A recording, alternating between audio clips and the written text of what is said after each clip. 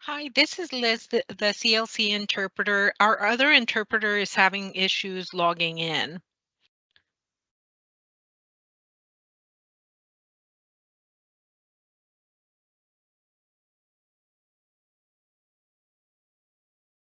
Hi, Liz. I will email some links and hopefully we can get the other interpreter in. Okay. I used the link that you sent me and it worked well for me. Okay. I'm going to send a link to our calendar, which should have ways to join on it. Awesome. Thank you. All right. Thank you.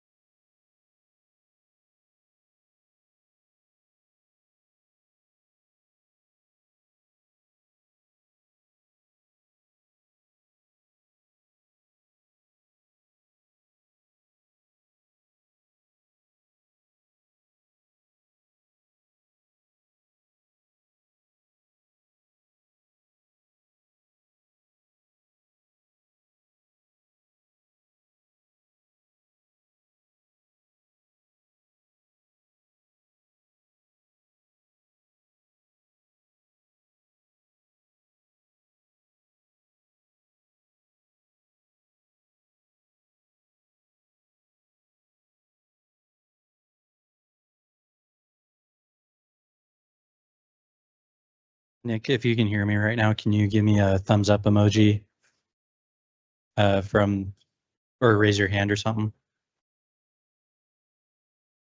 I can just tell you I can hear you. I can slightly hear you, so okay. Yeah.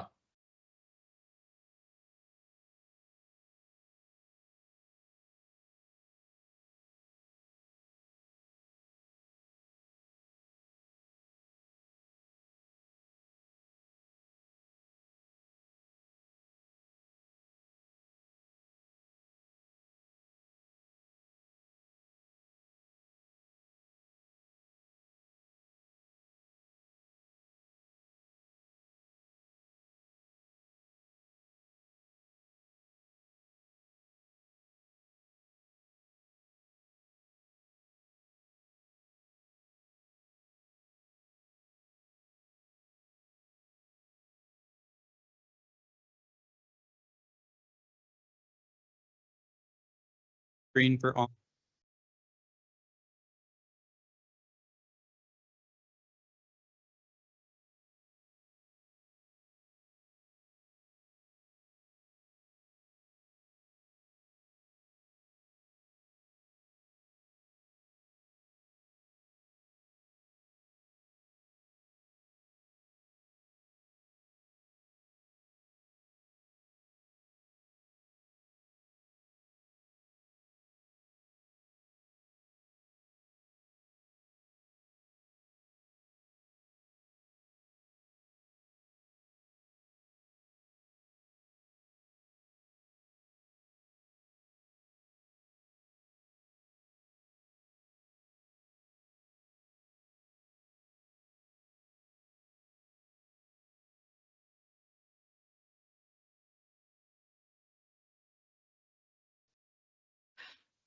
Hey, Nick, our other interpreter is in, and so now we're ready for you to assign us as interpreters.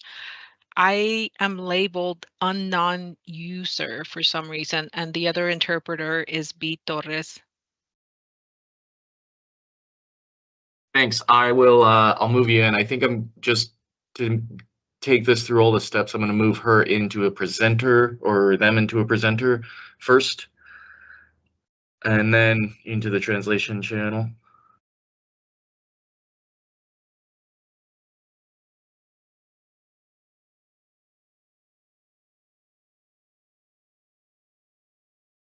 Interpreter.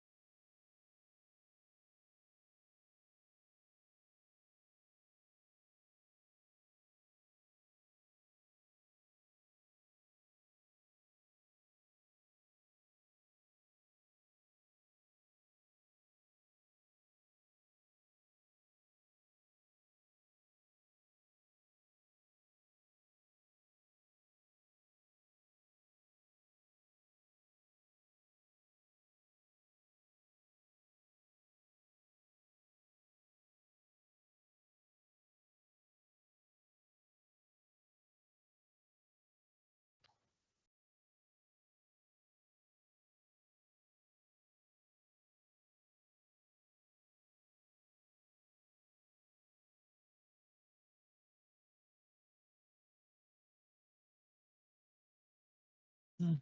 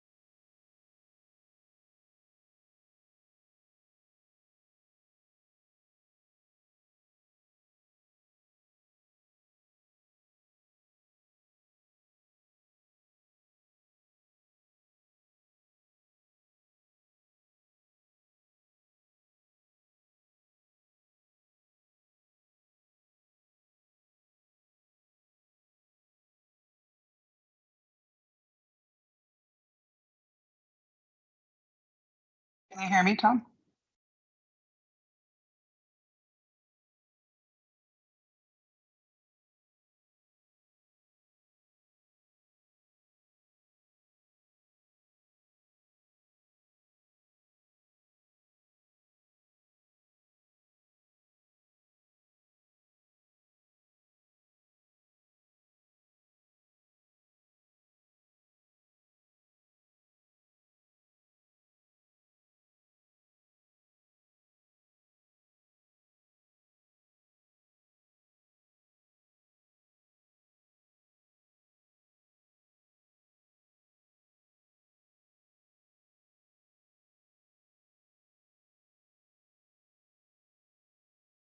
Melissa, can you hear us? Now I can, yes. Okay. Yeah. You just need to.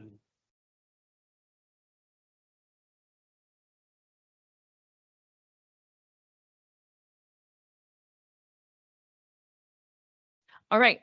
Good evening. It is November 19th. This is the City of Durango City Council regular meeting. The time is now 5:34 p.m. I will call the meeting to order. Can I get a roll call? Counselor Bosmans, Present. Mayor Buell, Here. Counselor Woodruff. Here. Mayor Pro Tem Yazi, Here. and Counselor Youssef. Here. Excellent. May I have 1.1, a reading of the Indigenous Land Acknowledgement?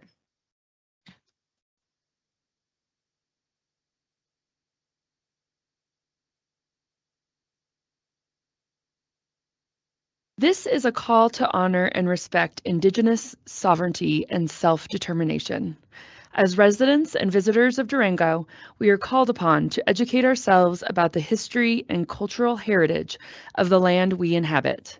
The city of Durango is situated on the ancestral homelands and territories of the Nuchu, Ute, Jicarilla Apache, Pueblos of New Mexico, Hopi Sinom, Hopi, and Dene Navajo nations. The original stewards of this land were forcibly removed and exposed to countless atrocities by the United States government, including repeatedly broken treaties, forced assimilation, the tragic legacy of Indian boarding schools, and the loss of ancestral homelands. We recognize lasting generational trauma exists within Native communities today. We affirm the continuing importance of ancestral sites to descendant communities as integral to the living cultural landscape. This acknowledgement only becomes meaningful when combined with accountable relationships and informed actions. May this serve as a step towards inclusion and reconciliation.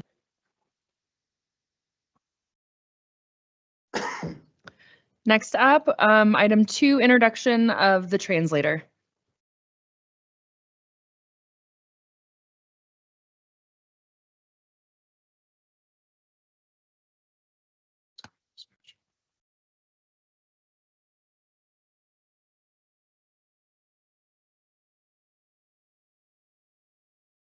CLC, can you please give your introduction now?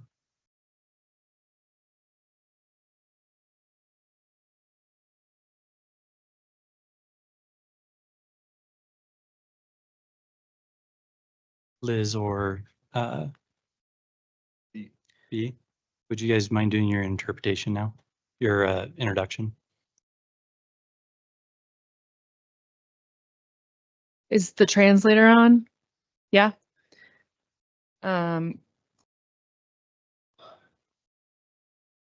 If you can unmute, and there we go. I think looks like Liz Torres, if you unmute. Liz, do you want to give the introduction? You can unmute and we should be able to hear you.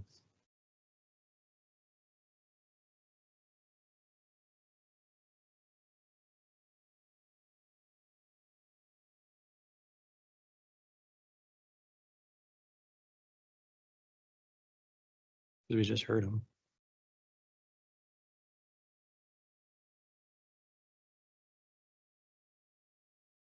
Sorry, a couple of technical difficulties. Bear with us. Oh, there we go. Yes, yes, I can Yeah, hear we you can now. hear you Thank now. you.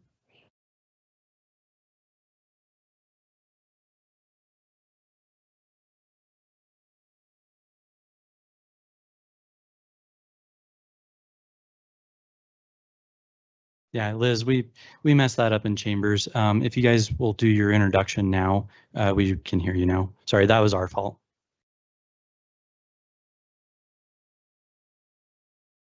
So go ahead and do your introduction now. Liz, can you do your introduction now? Great.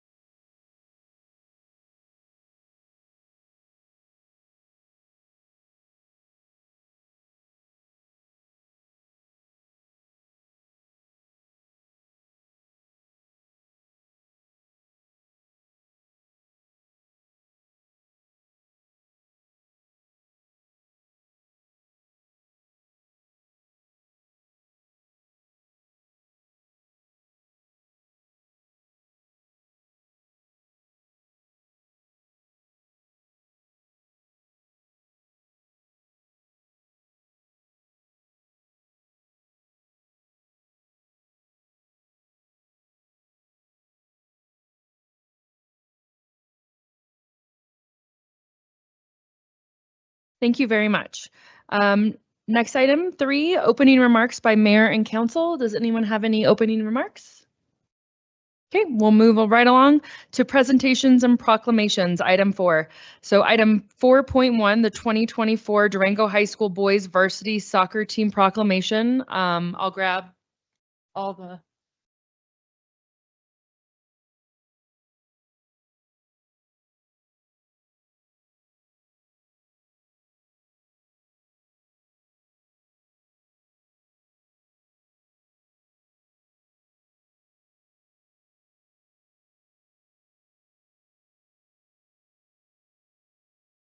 Hi, Jessica. Nice to meet you. Just come on and like file in up here. Hi, nice to meet you. Hi, how are you? Guys, come on. You can like just fill in wherever.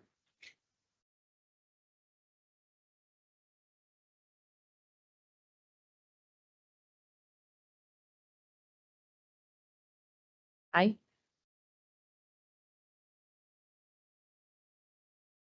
Come on in. Keep bringing it in. All the way. All the way. Great, great. Come on. How are you? Good. All right, here we go. So this is a proclamation for the 2024 Durango High School Boys Soccer Varsity Team. Whereas the Durango High School boys soccer varsity team has exemplified excellence in athletics, sportsmanship, and teamwork throughout the 2024 season. And whereas the team has brought immense pride to the Durango community through their unwavering dedication, perseverance, and outstanding achievements on the field. And whereas the team's coaches and staff have provided exceptional leadership, guidance, and mentorship, fostering not only athletic skills, but also character development and a spirit of camaraderie. And whereas the team finished with a 12-3-3 record, reaching the state quarterfinals, which includes 2 rounds of playoff victories. And whereas the Durango High School boys soccer varsity team has continued to build upon the statewide recognition as one of the best 4A high school soccer programs in Colorado. Now, therefore, I, Mayor of the City of Durango, do hereby recognize and congratulate the 2024 Durango High School boys soccer varsity team for their outstanding accomplishments and commend their positive impact on our community. In witness of whereof I hereunto set my hand and cause the seal of the City of Durango to be affixed this 19th of November, 2024. And this to you. You can say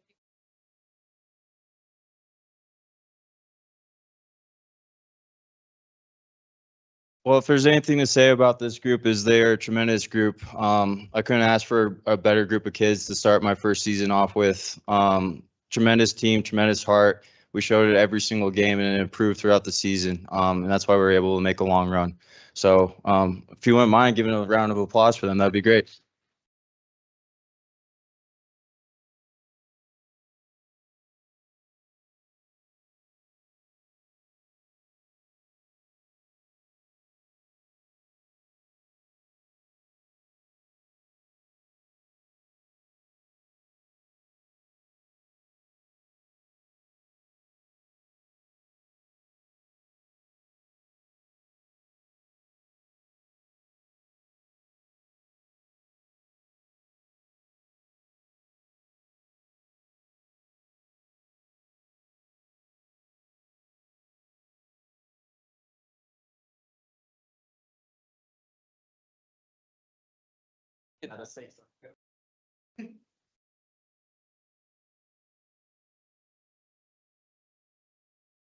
Here, guys. Just grab it.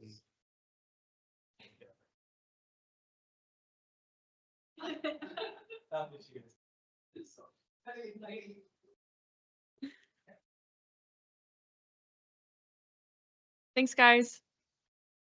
Okay, next up we have item 4.2, Durango Transit Ridership Survey submitted by Sarah Hill.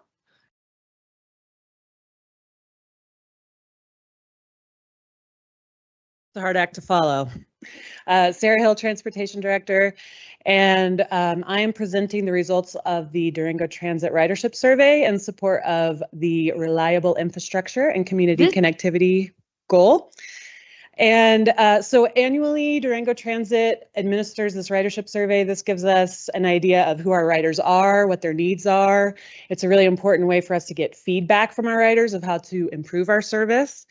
And for the last 2 years, we've had the awesome opportunity to have a partnership with Fort Lewis College Environmental Sciences class. And as part of their class project throughout the year, they actually administered the survey, they analyzed the results, and they are going to be presenting to you tonight some recommendations for how to improve the service and what they found. So I'm going to have them introduce themselves as they go through their slides.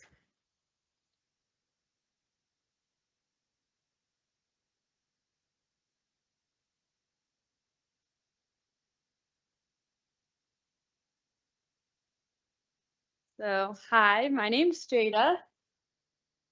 Isaiah Dashno. I'm Gavin Brooks. Jack. And we are all in a class called Environment and Sustainability. So within that class, we talk about sustainability as the ability to be maintained at a certain rate or level. In that class, we talk about the 3 pillars of sustainability. So that is social, economic, and environmental. We also talk about different sectors of sustainable topics like ecology, manufacturing, waste, water, food, and transportation.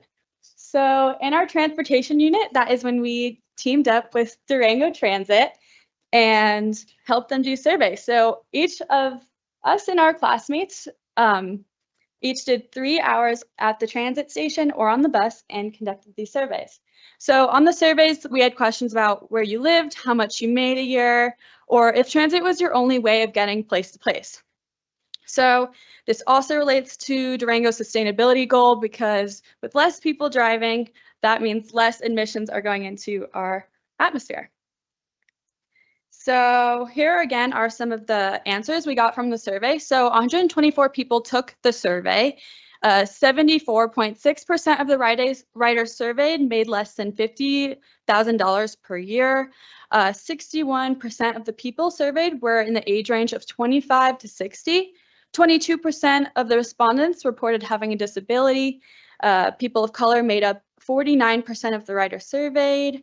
And again, there was some female, there's 48.4% of respondents were male and 41.8% were female, and 3.3% were non-binary, and 1.6% of the respondents were transgender. Cool. And now for the social part of our presentation, kind of wanted to look at why people ride transit and what like the reason for their being. And so I'm pretty sure, as you guessed, the reason people ride transit because they just don't have a car. Second factor is environmental friendly option, just like my classmates and I who take pride in that environmental major, you know. Third is cannot drive or have difficulty driving, you know, some people just have their reasons.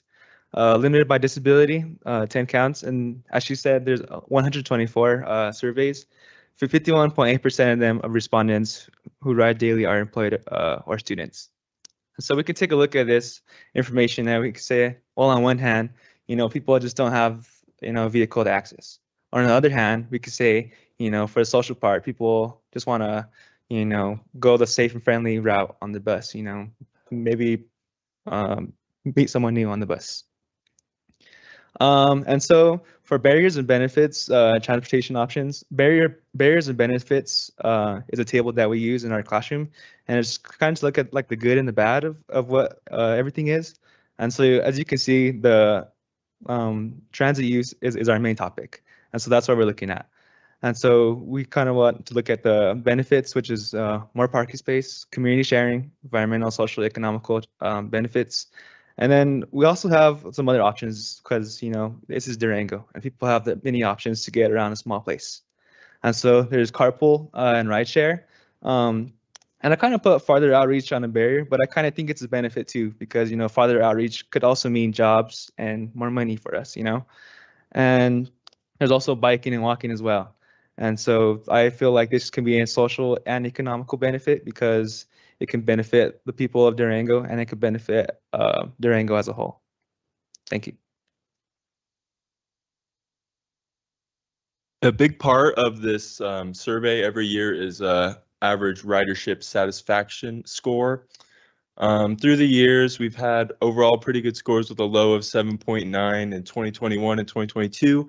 But since then, we've on an upward trajectory and are up to 8.6 in 2024. That graph on the right breaks down demographic scores in between the years 2023 and 2024. As you can see, visitors and tourists, as well as college students, had the biggest growth in between 2023 and 2024. Also, across the board, no demographic had any dip in average satisfaction rating, so that is a great thing to see. Breaking down this data, average ridership satisfaction score data from this year, we can see visitors and tourists and seasonal residents had the highest satisfaction score at 10 and 9.25 respectively. Of those, there was only 4 seasonal respondents and 3 visitor respondents, so not a lot of data, but based on these scores, we can say that most people visiting Durango are pretty happy with using the Durango transit system.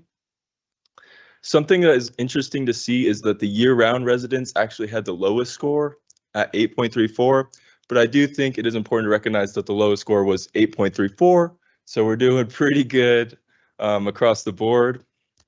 And I was curious to see if there was any correlation in that lower year-round resident score based on neighborhood of pickup. And across the board, scores are great. I am sorry about that. across the board, scores are great. The lowest scores were in Crestview neighborhood, downtown, and the Fort Lewis College Skyline Loop.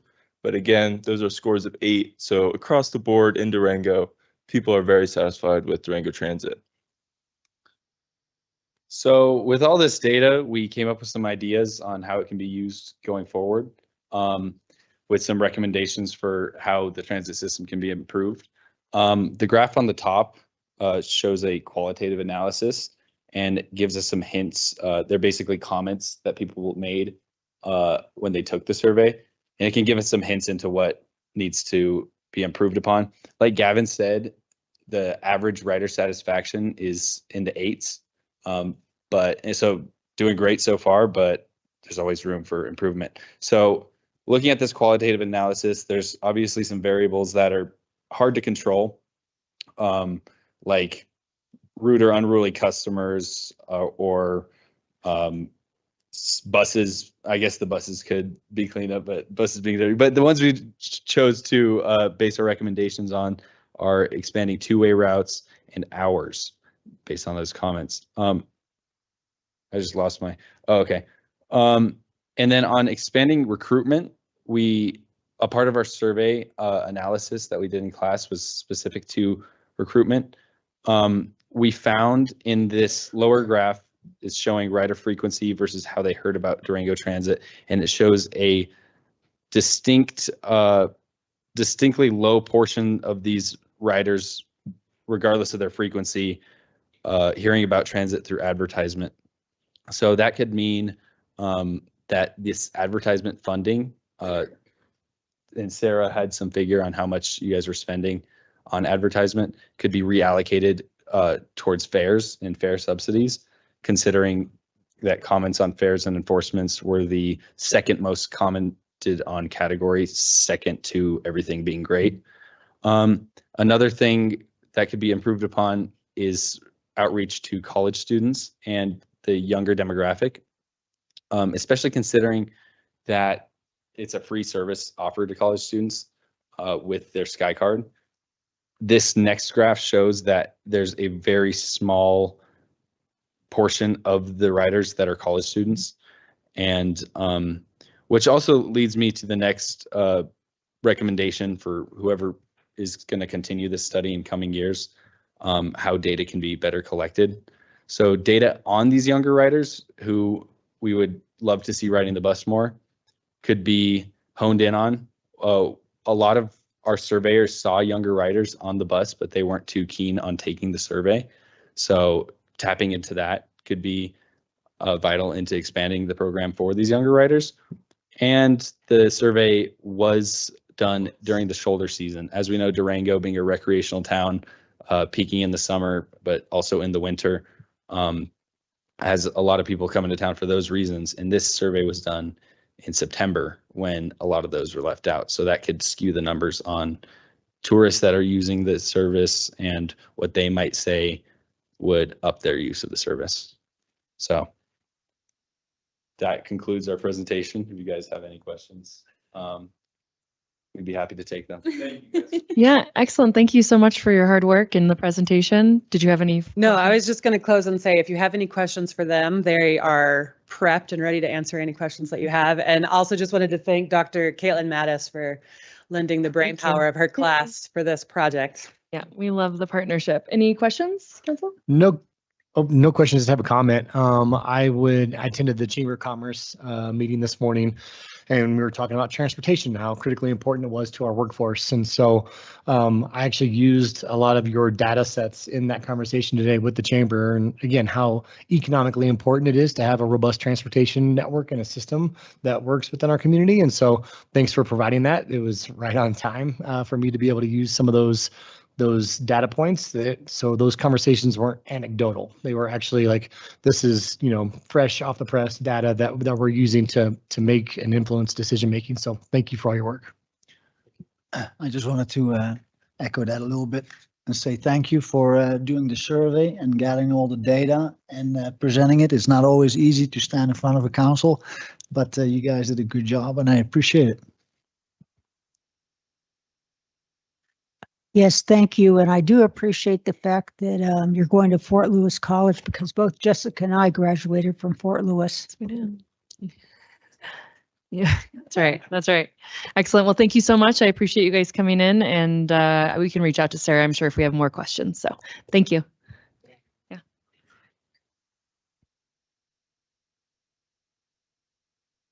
All right, next up, item 4.3, we have the 2030 Union Cyclists International Mountain Bike World Championships Durango host proposal presentation. Wow, Gage, could you have made that any longer? I'm good. Forward the slides before I screw it up. Okay. It's unfair to make an old guy present after the young kids, so I'm gonna complain about that. Guys, ready? Ready. Okay. So first, I want to start with some. We are here to talk about potentially bringing the Mountain Bike World Championships back to Durango in 2030. I want to thank a few people that have worked hard on this for the last 4 months and since the opportunity presented itself. So 2 of them are standing next to me. So Todd Wells has helped with a lot of the effort over the course of the summer in bringing this to be a possibility for our community. And also Hogan Kosis has helped us with this. So thanks to both of them for their support. I also want to thank Assistant City Manager Brammer, Kelly Schmidt, is somewhere here tonight, I believe. Chris Vivolo, Barb Bowman from Visit Durango. There's been a nice group who's been kind of getting us to this point so we can talk to you all about it. So with that said, I'll proceed.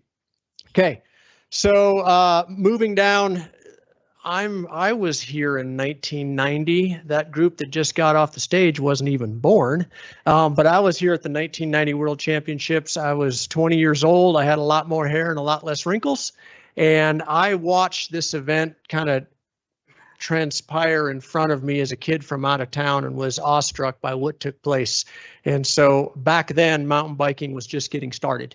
And Durango was asked if it would be interested in accepting and bidding for the World Championships back then. A group of ragtag individuals from our community kind of got together and chased that, and all at once found out they were going to get it, and they were going to need to pull it all off in 10 months. We have 5 years, so that feels a lot better. But that initial mountain bike championships was the first ever. From that, we were fortunate enough to have some homegrown Durangoans took away a couple of the first medals in the World Championships, Greg Herbold, Ned Overend, and we had a lot of other riders in that. It had a big impact in a lot of ways to not just the riders, but it had some significant impact to our community. Yeti Bicycles moved their headquarters to Durango at that time.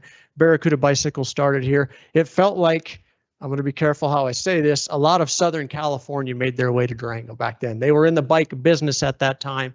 We had a lot of component manufacturers, so Durango became the epicenter for mountain biking at that time. And that lasted well into the 90s. There was a lot of personal impact that went along with that. I asked one gentleman to come tonight. He is sitting at the back of the room. Travis Brown, raise your hand if you would. So Travis was a Durango boy that was a cross-country ski racer, and they said, Travis, you might want to, he'd done a little bit of mountain biking, you might want to come down and see if you can qualify for the Worlds and race. Grew up here in Durango. Travis went on to get 10th at the World Championships that day. He was the shocker of the day for everybody. That turned into Travis having a long racing career, a long career at Trek Bicycle Company, but also being very helpful with Durango Trails. So a personal impact story. Travis comes, races an event of that level, stays here in the community, comes back, supports it. Those kind of things happen when you bring events like this to our community. It drove a lot of the development of our cycling culture. A lot of folks don't know this, but at the 1990 World Championships, all the national land organizations came to Durango, had a meeting at Tamarron, and talked about how are they going to manage this mountain bike thing on the trails across our national forests and BLM land. Out of that, Trails 2000 was born. And as we know it today, has been very successful in making our trail system world-class and successful in that whole situation. So at that time, Ed Zink and the Iron Horse Bicycle Classic and a host of community members were the driving force behind bringing this to Durango. As Ed would, if Ed was here this evening, he would tell you when they got back on the plane, got back to Durango and found out that they had gotten it, he said, "Oh, you know what? How are we going to manage this? We've never done anything that large or this large so far." It turned out to be a total success for our community. Patty Zink is somewhere out there, and Patty Zink, there she is. So we have a 1990 local organizing committee member with us tonight, and so it was an impactful event. I think Patty would agree with that, and it carried on for many, many years. I think you can still see 1990 World's banners all over this town if you look closely. I was here 2 weeks ago with our latest crop of talent, and imagine having them race in their hometown at a World Championship event. It would be incredible. Ned Overend said the pressure at the first 1990 Worlds for him to perform, being a hometown guy, was huge. He felt he needed and had to do it. He pulled it off that day. I think we have some athletes not only currently racing, but growing up in this community that would shine on the world stage in 2030. And as I mentioned last week, mountain biking was introduced in the Olympics in 1996. We have had a Durango athlete representing the Olympic mountain bike team ever since that started. No other community can claim that. Okay, we all know some about our cycling history, but we are home to the second oldest cycling event in the United States with the Iron Horse Bicycle Classic. We have hosted many national championships, Norba Nationals. As you know, we've done the 1990 World Championships. We've held a World Cup here in 2001. We've also been host to the Pro Challenge in 2012. The point of this slide is to say we know how to do bike racing in this community. We know how to put them on. We have a good group that knows how to do this.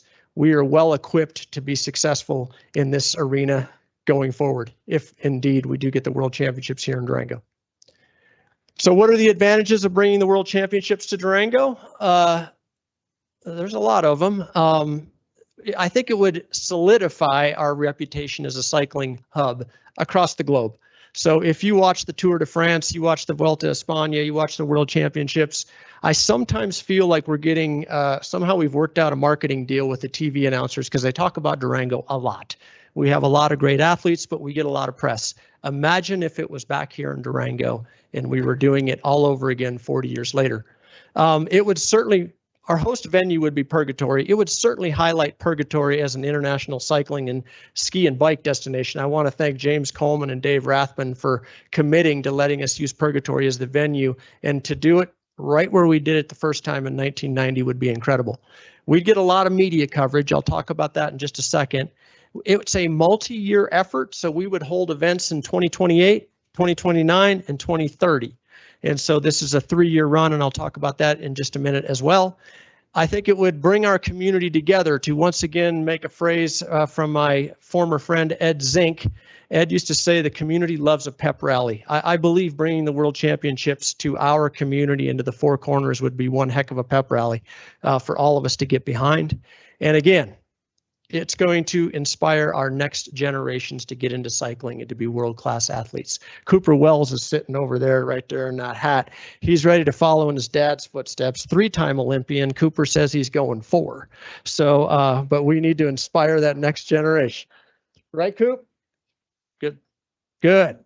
Oh, man, that was rough. Okay. Okay, so what does it mean economically to bring a World Championship event to your community? We've had the great luxury of being able to reach out to some of the communities that have hosted World Championship events in the United States in the last few years. Most recent is the 2024 BMX World Championships in South Carolina. Direct economic impact was $30 million. You can see the tax revenue that came off of that. During COVID, unfortunately, Fayetteville was a little bit impacted by that, but they brought the Cyclocross World Championships to Fayetteville, brand new venue. Direct economic impact, $9.9 million during COVID. And cyclocross is not nearly as large of a draw as mountain biking would be. And as a local example, just as how these events can really have an impact, many of you remember we brought the high school state championships here for a few years at Durango Mesa Park. Just that 2-day event was the figure you see there, $949,000. So these events can bring significant amount of money to our community. And these athletes, if they came to the World Championships in Durango in teams, would likely stay 2 weeks to do the acclimation to our elevation. We'd have all their crew here. We would fill a lot of hotels, fill a lot of bed and breakfasts and Airbnbs and restaurants. Lord knows they eat a lot, so City Market would certainly benefit from it. So it would be a tremendous economic boon for our community. By the numbers, it would be 5 days of competition for the actual World Championships. It's 800 athletes from 55 nations, so you have to qualify in your country to make it to the World Championships. Every mountain bike athlete wants to make it to the World Championships. Getting selected to do so is a hard task, and you have to compete at that level. 100 countries would be covered, and 45 million viewers through 30 broadcasters would be the television coverage on that. In 2024, 40 million people watched the World Championships this past summer. The athletic program for a World Championships, the athletic portion of this would be held at Purgatory Resort. This is a lot of cycling jargon, but what it really comes down to is we would have cross-country, short track, downhill, and e-mountain bike. And it would be across the age ranges of junior, U23, and elite. So 800 athletes. You're getting the creme de la creme of the cycling world here from a mountain biking standpoint. They've had to qualify to make it. They're part of their federation for their country, and they are brought here as part of their national team. The bid process. So we're in it right now. So December of this year, we need to submit our letter of intent. So how did we get to this point where we're standing in front of you, want to talk about bringing it here to Durango?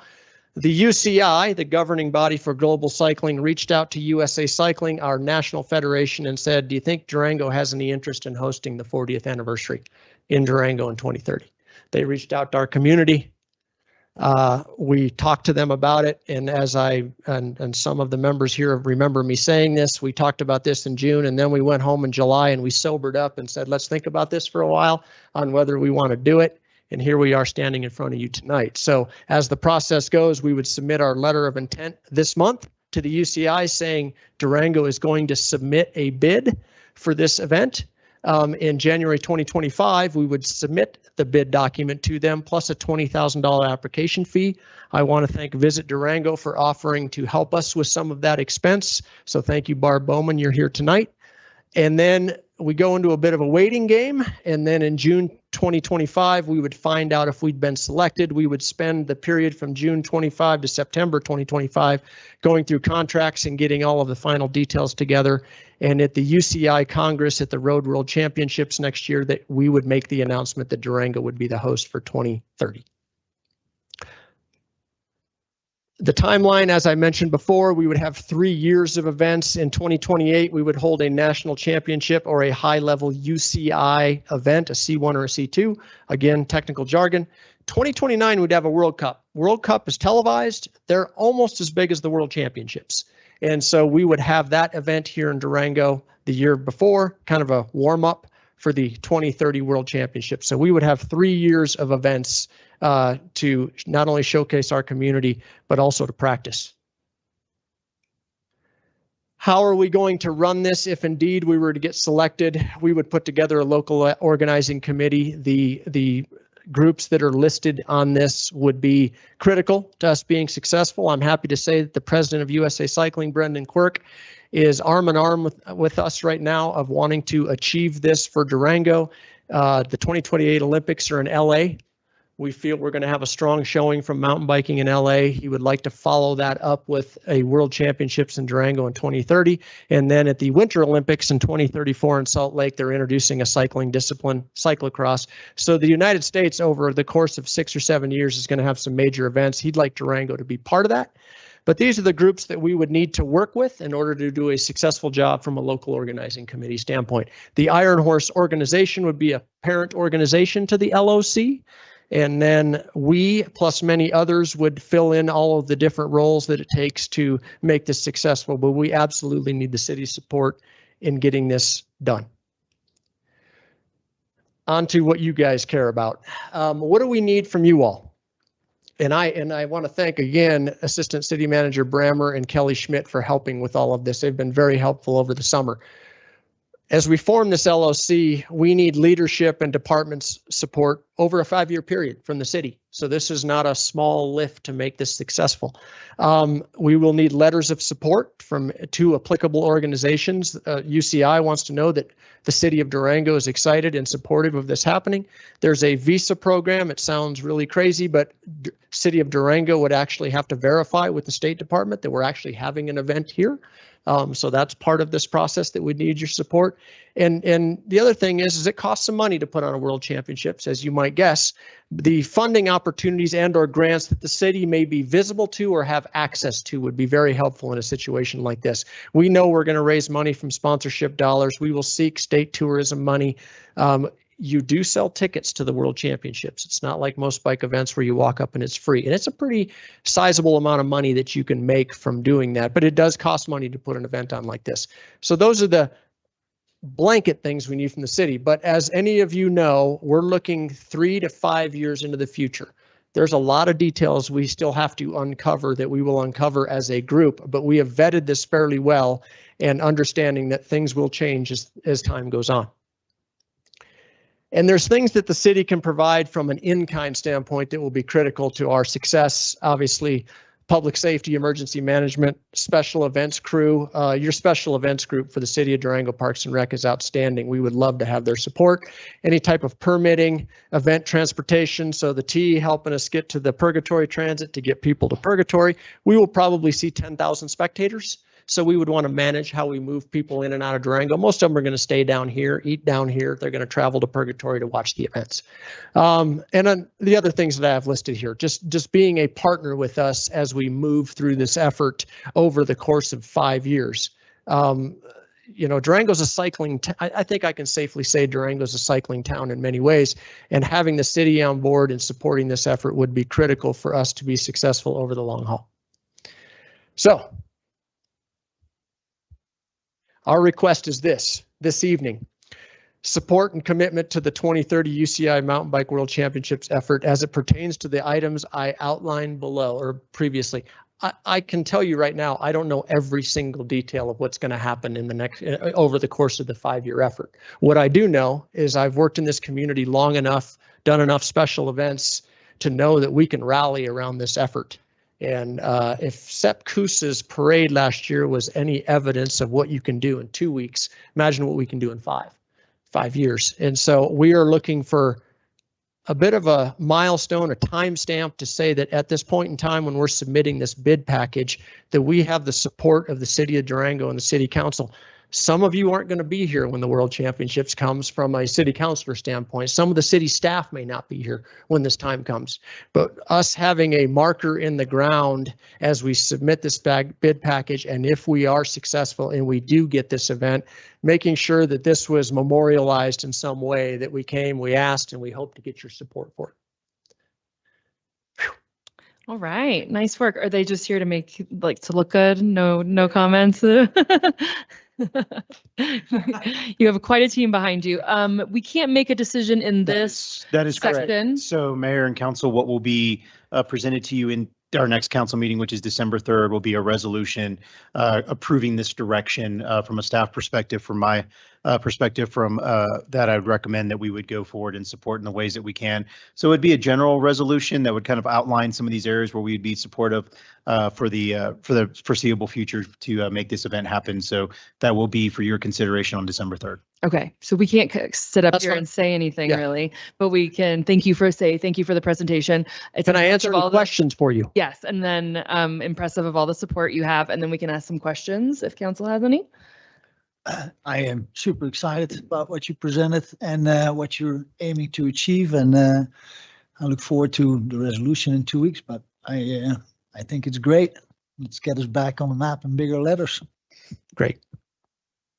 Anything else?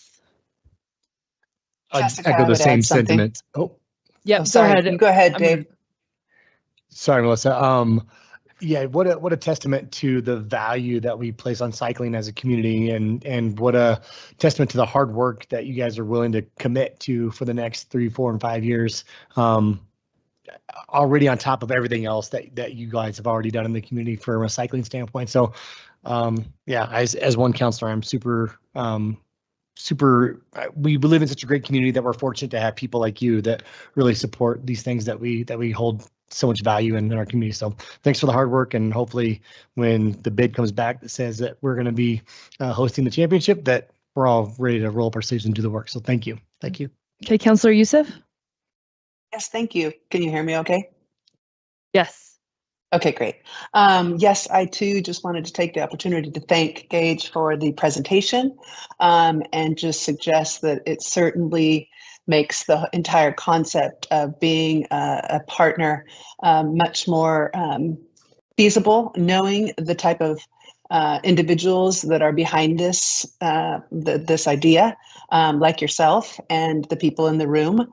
So I think that makes it much more feasible to consider. So I wanted to thank everybody who has already done a lot of work, even to this point. That leadership makes a huge difference.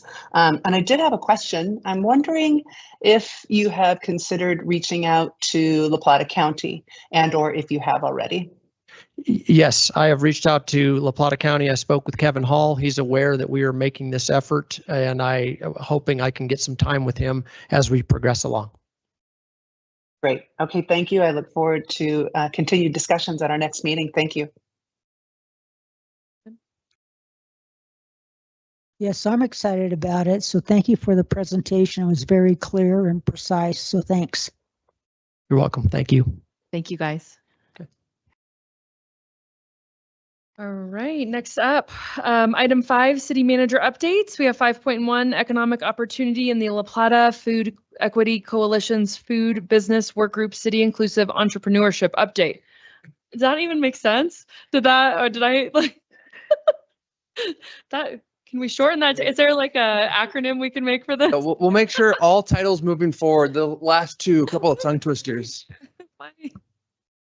Well, thank you. Tommy Crosby, Economic Opportunity Manager. I'm lucky enough to be joined by Priscilla Newbold, Renaissance woman, owner of Cafe Amore, Love and Juice, Smart Business Consulting, and Aaron Jolly, the Food Business Workgroup Manager for the La Plata Food Equity Coalition.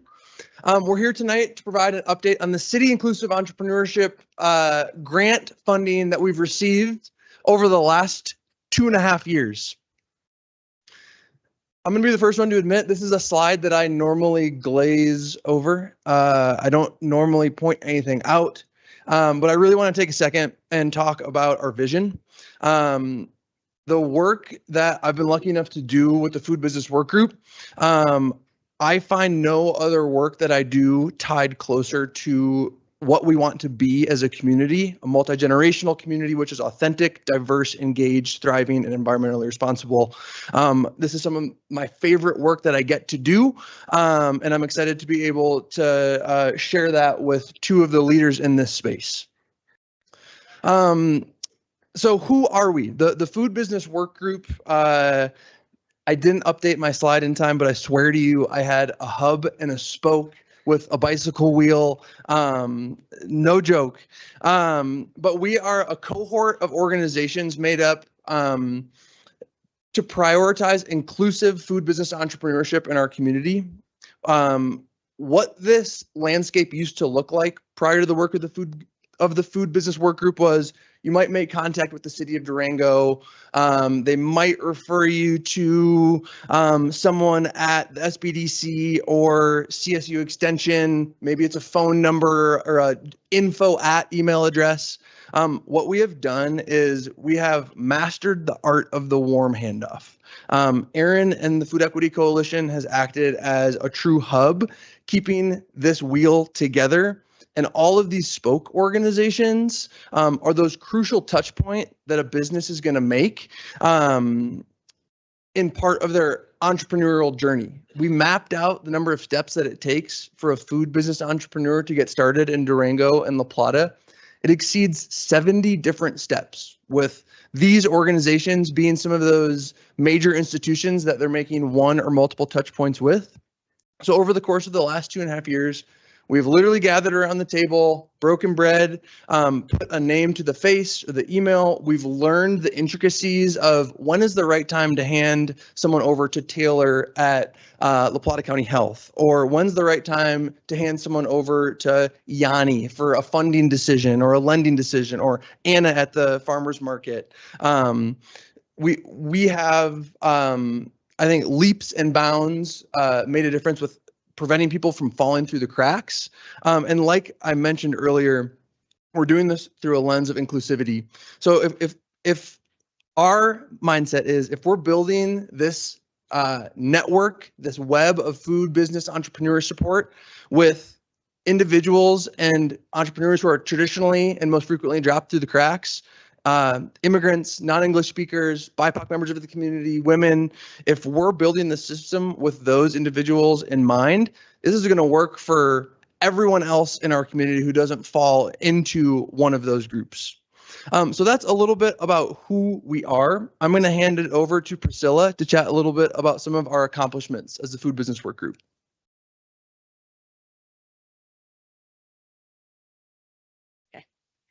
Okay, so my name is Priscilla. I'm the bilingual business navigator for this amazing business group.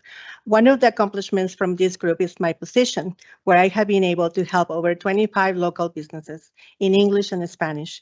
And one of the reasons why I'm so honored to be part of this team is because, and this is my story, in 2022, I opened Love and Juice, finding a lot of challenges, including the lack of communication and connection between organizations.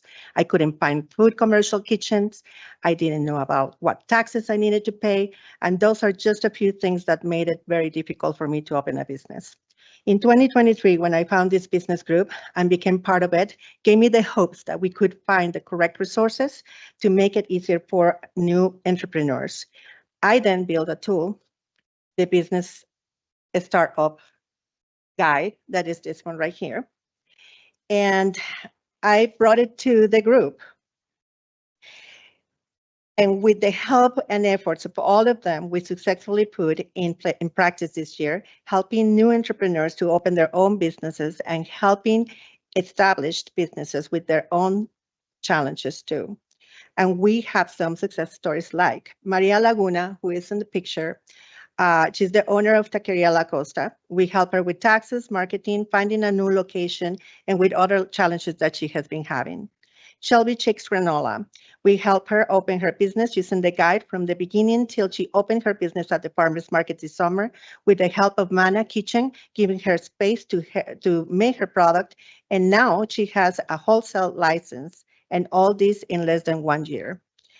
Arely Sanchez with Pupuseria Torogos, food from El Salvador. We help her open her business this fall at the farmer's market, and want to thank again Mana for giving her space in their kitchen to produce their products and be at the farmer's market. It was a big, huge success. We are helping her now find a location for her because, as you know, farmer's market is closed and they need to continue having an income. So we're trying to find a location for her too. I'm very proud to see a wonderful community who supports small businesses. And I want to thank especially Erin and Tommy for putting together this team. And thank you all for your support. So now we have Erin, who's going to talk about the future focus. Bring it down. Good evening. I'm Erin Jolly. I lead the food business work group with the La Plata Food Equity Coalition.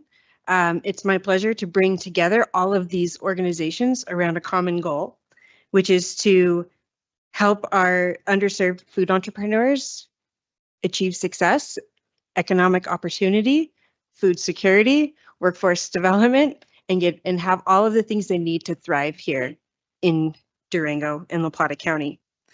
For the past 2 years, we've been able to partner with you all to receive funding and mentorship from the National League of Cities, which is the City Inclusive Entrepreneurship Program that we've been talking about. And from that, we've partnered up with a cohort of cities from all over the country.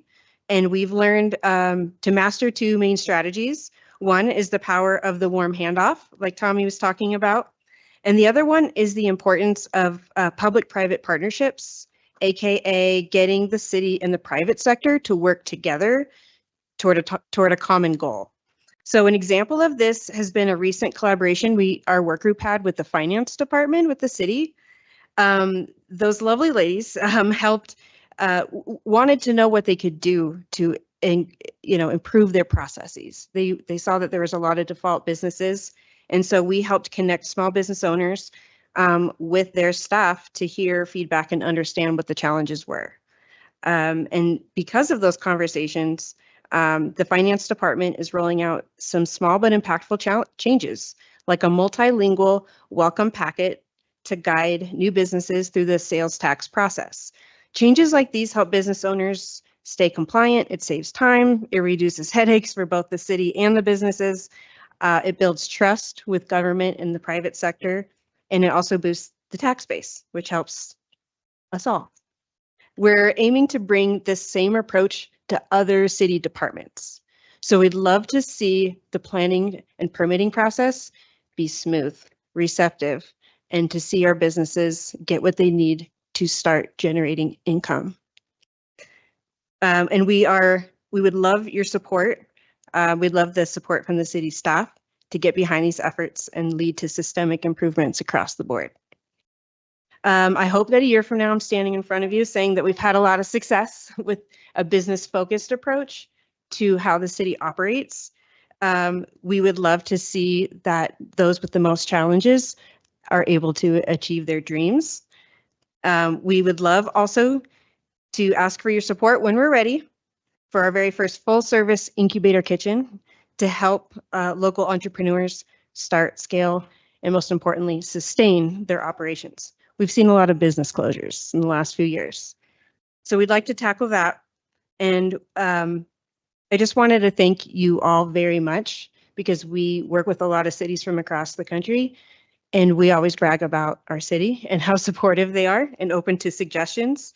I'm really grateful to be able to work together to work on economic opportunity, workforce development, and cultivating a profound sense of meaning and pride that entrepreneurship can bring. Thank you for taking the time, and I'm going to pass it back to Tommy to wrap us up. Just to echo what Erin said, I really appreciate council and city leadership support with letters of support and commitments for grant applications to find funding for this work, to continue this fantastic momentum that we've created, to keep that moving forward. It really means a lot. We're excited to see where this work group goes. Like I mentioned, I think the momentum that this group has created with the leadership of Erin and Priscilla is fantastic. And I think it's a fantastic thing that the city is part of this work. Council year after year has provided those letters of support and the ability for us to apply for funding like this. So thank you very much. We're happy to answer any questions that you might have. Excellent. Oh, thank you. Any questions? No questions. Just wanted to say how much growth this program and work that you all have done has been. You know, I remember being the president of the Restaurant Association, having these, like, in its infancy, like having these conversations about big, broad, crazy ideas, and to see the amount of work that you all have put in to make this a reality, but also to be extremely impactful. I had the privilege to work with Priscilla, her husband Mike, and their daughter Charlotte at 11th Street Station and Love and Juice and Cafe Amore. So I get to see firsthand the legacy that you're leaving in the community. So it doesn't go unnoticed of all the work that you guys are putting in, and I think it bodes. It's something that we can all be supremely proud of. That we are doing work that not only just benefits the few, but benefits the many. We talk about so often, especially on the restaurant side, of like, man, I wish there was just a resource of like, what do I need to do to open up a restaurant? Man, you all have done the work and put it in. So Tommy, thank you for your leadership and really helping provide direction for how to provide that overlap between private and organizational nonprofits and the city, and how we can work together as one to really achieve substantial results. So thank you all for your work, and again, super proud of what you guys have accomplished. Excellent. I think that there's a few areas since I've moved here where the city of Durango truly is like, setting the stage and trailblazing. And before I was on council with our STR policy that was so ahead of the game in most communities, and our core program with police and access. And I feel like this program and work group is definitely one. And to hear your like hopes for like more and what the future can hold, like definitely gives me hope. And I just thank you guys so much for your creativity, your commitment to work together. And I hope it goes as amazing as you dream it to be. So yeah, thank you. Thank you. Thank you. Yes. All right, moving along. We have 5.2, presentation by Ide Bailey on the forensic audit of Visit Durango, submitted by the city manager's office. Yes, Mayor and Council, we do have Chase Davis with Ide Bailey available virtually to give a presentation on the forensic audit of Visit Durango. Just as a precursor to this, if we remember, this has been kind of a process that's been in the making for a bit. In the late winter, early springtime, city staff was meeting with Visit Durango and having some issues with getting invoices resolved. Some changes were made at Visit Durango. We brought Mike French on board to help us with Visit Durango. The Visit Durango Board of Directors was very supportive of the idea to work together in doing a forensic audit from our city auditor that's external, that's an independent, to take a look at the expenditures from January of 2024 to about August, I believe, is when we had the contract with them. So what you'll be receiving here, which was in the packet, was the audit report, but this will be also the auditor just to go over the findings that they found during that forensic audit. And with that, I will hand it over to Chase. Thank you. My name is Chase Davis. I'm from Ide Bailey, and Doug Cash is also on the call. He's also from Ide Bailey, and we both worked on this engagement. And one thing I'm just going to start with is there is a difference between a forensic audit and just a traditional audit. The forensic audit is going to be more specific than a traditional audit would. So we're going to look into specific concerns that there may exist that individuals may have. And so when we started our engagement, we first conducted interviews with all the employees, also with some of the city staff as well, just to, one, identify the processes and procedures that are currently in place for Visit Durango. How do bills get paid? Really any cash handling transactions, anything with the organization's finances. And then also just to get an idea of the relationship between the city and Visit Durango as well. So after we conducted those interviews, we identified areas that we were going to test. And one of those areas, the first thing we did, one of the other things that we did was we looked at the employee handbook just to see what kind of policies were in there. Could there be any improvements to specific policies? And we had some recommendations. The first one is basically having a specific policy for fraud and theft. There was a recommendation for a credit card policy, and that would be for more expensified transactions, and just basically outlining what would be an allowable purchase, as well as also including a more robust travel policy and expense reimbursement policy, just to include, what types of purchases would be prohibited, what kind of purchases would not necessarily be able to get reimbursed.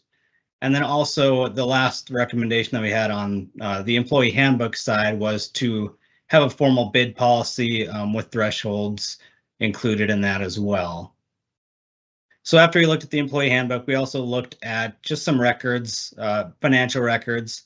We looked at the bank data for Visit Durango, and then we also looked at the accounting records. And so one of the tests that we like to perform is we like to make sure that the representations of who's being paid within the accounting is reflective of what the actual bank data shows. So in order to do that, we looked at about 150 checks. It totaled a little over $500,000. And we basically just compared the payees on those checks to the accounting records just to make sure there weren't any anomalies, variances, anything that we would see that would identify questionable activity. And when we looked at those checks, everything looked good. There weren't any anomalies there. So one of the other tests that we did for the bank data was we selected some vendors based on some specific concerns that we had heard either from the city or just vendors that were also paid a substantial amount of funds compared to the total. And so we identified those vendors and we requested supporting records. There's 11 vendors and it was about $285,000. And this is just for the bank account Expensify, even though it's paid through the bank. I'll talk about separately. And that's like the credit card system essentially. And so on the bank side, because some of the findings that we had, there was just some W-9s that we didn't get.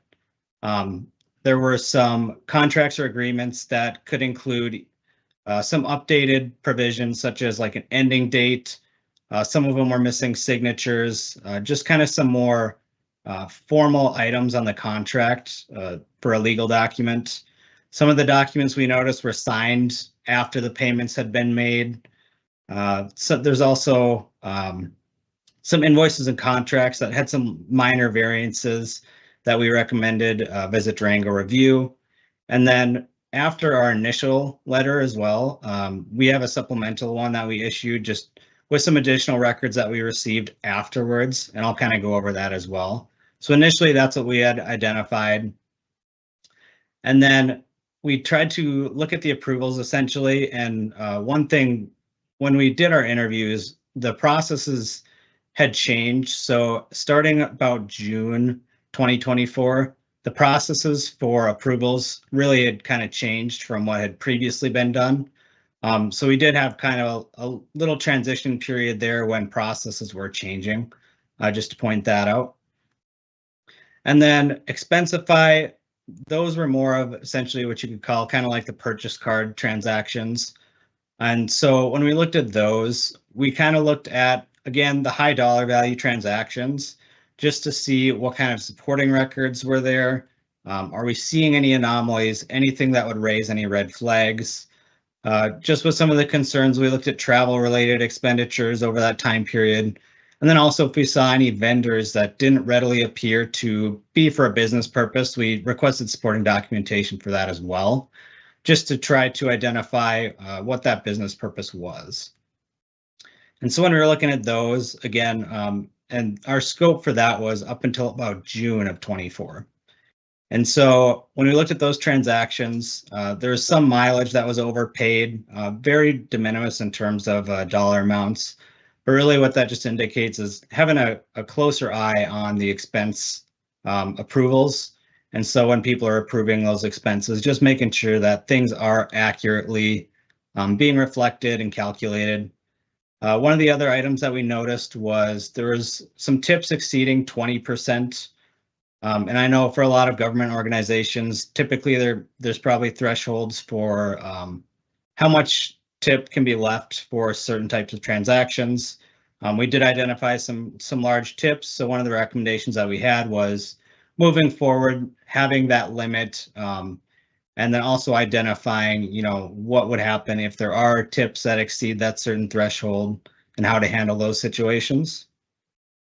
We did identify, I believe it was 1 or 2 receipts where the receipt didn't match the total that was reimbursed, and it appeared to be, again, a tip problem. So again, kind of a procedural item just for Visit Durango to revise and kind of keep an eye on in the future. One of the features within Expensify that Visit Durango, not everybody was using, it was basically you can add attendees onto transactions. And this is an important feature because then you can actually identify who all attended specific meals. If there's a $600 meal, it's going to be important to know who all attended that. So that way they can also do some sort of verifications on that afterwards. Not everybody was using that feature. So just moving forward, again, Visit Durango would want to use that feature. And then also that way it looks, some of the transactions would show one attendee for a $600 meal. But when you look at the receipt, there's quite a lot of food, and it's apparent that it was probably more than one person at the restaurant. So some of those that we looked at, again, just procedural, making sure to add the attendees so it comes up accurately. There was some alcohol purchase that we noticed, which again, part of our recommendations is include that in what could be prohibited and what could be allowable. And so flag some of those. And then pretty typical with a lot of organizations. We saw some self-approvals, and generally, you want to stay away from having transactions that are approved by the same individual that conducted them. And so I know they were looking into that and potentially having some other alternative options for, so that way somebody doesn't approve their own transaction. It's just a good control to prevent any theft or fraud. One of the key things that we noticed as well was just the quality of some of the supporting records that were uploaded. When we requested additional records, we got them, but just the initial upload, there was like a copy of a picture of a computer screen, so it's kind of fuzzy. So just making sure to upload the best quality records that they have. So that way it's a lot easier to review as well. And then similar to the bank transactions, we also just noticed there was some unsigned documentation as well. And another procedural item just for Visit Durango to keep an eye on. And then as I had mentioned, it's kind of been a continued process. So we did get some additional records as well after we had issued the initial letter. And so some of those W-9s that we didn't initially get, we did end up getting those. There was a clarification on a particular vendor with a lease agreement that we had Visit Durango reach out to the vendor just to make sure payments were up to date, and they were. And then there was a clarification that were provided. Essentially, like I had mentioned, the processes were and the processes for approvals were changing as of about June 2024. So everything beforehand and then after kind of had different approval processes. And so we just clarified that within that letter as well. And then there was also some additional contracts. Like I mentioned, there were some signatures missing on some of the initial records that we had gotten. We did get some additional records as well that actually had the signatures on them. And I know I gave a really high summary of kind of everything that was in the report. I didn't really want to show all the verbiage. It's just a big, dense report. So if anybody has any specific questions, we can definitely look into them. But for now, are there any other questions about the report? If I can, Chase, just to add a kind of a conclusion to it. Visit Durango being its own separate nonprofit organization, which was being audited, just to make sure for those that are in attendance, was that this wasn't a city audit. It was actually an audit of Visit Durango, which is its own nonprofit side. We did realize the same thing. We talked with Visit Durango. It does seem that the practices and the policies and procedures there were lacking. We have those processes, policies, and procedures within the city organization. So Visit Durango just this end of last week, early this week, gave me a letter that they are proposing to merge Visit of Durango operations within the city organization. So a lot of the things that have been brought up by Eide Bailey will be fixed once all the operations come within the city of Durango. We have not come up with exactly what that path is going to look like. Mike French and myself and Mark are going to continue to work with the Visit Durango board, and I look at a time frame of around January or February where I would come back to council to outline what that process looks like as we would bring in the Visit Durango operations within the city structure, which would then mean all of these purchases, expenditures would have to go through our policies and procedures, as well as being open to open records and transparency and expenses so that the public would be able to see for and what has been expended and where it has gone through. So I just wanted to kind of put that conclusion to Chase's presentation. Excellent. Does anyone have any questions for Chase at Eide Bailey? Yeah, thank you for the presentation. I have a couple of questions. You said you were provided with a list of vendor names or entities that you were including in the 20% that you checked. Who provided that list and where did that come from? So some of for the bank transactions specifically, is that what you're referring to? Yeah, I think in your document it says, or in one of the emails, that you were provided with a number of companies to look into on top of which you would have taken into account yourself. Yep. So in addition to the ones that we had flagged that were high dollar transactions, as well as some of those other ones like I mentioned, travel related or ones that didn't appear to have a business purpose. The other ones that we looked in were just other vendors that Devin Schmidt had some concerns or just some questions on. just based on their payments. And so then we looked into them as well. Okay. And then I guess one of the key questions for me is, it seems there's quite a few items that are questionable. And some stuff is unethical but legal. Some stuff might be illegal. Where does this go to after this? And maybe this is not the right question for you because you did the forensic audit. Maybe I should ask Mark Morgan. So, it's a process, and that was not really Eid Bailey's charge to determine if there was any fraudulent fraudulent might fall in there, but anything criminal. They have done their job of the forensic audit. There are options should the council choose to do anything further with this information. But I'll remind everybody that Visit Durango operated independently. There were some concerns that were raised. We went to Visit Durango and said, we would like you to agree to an audit by the city's auditor, not an auditor of their choosing, to create some accountability for it.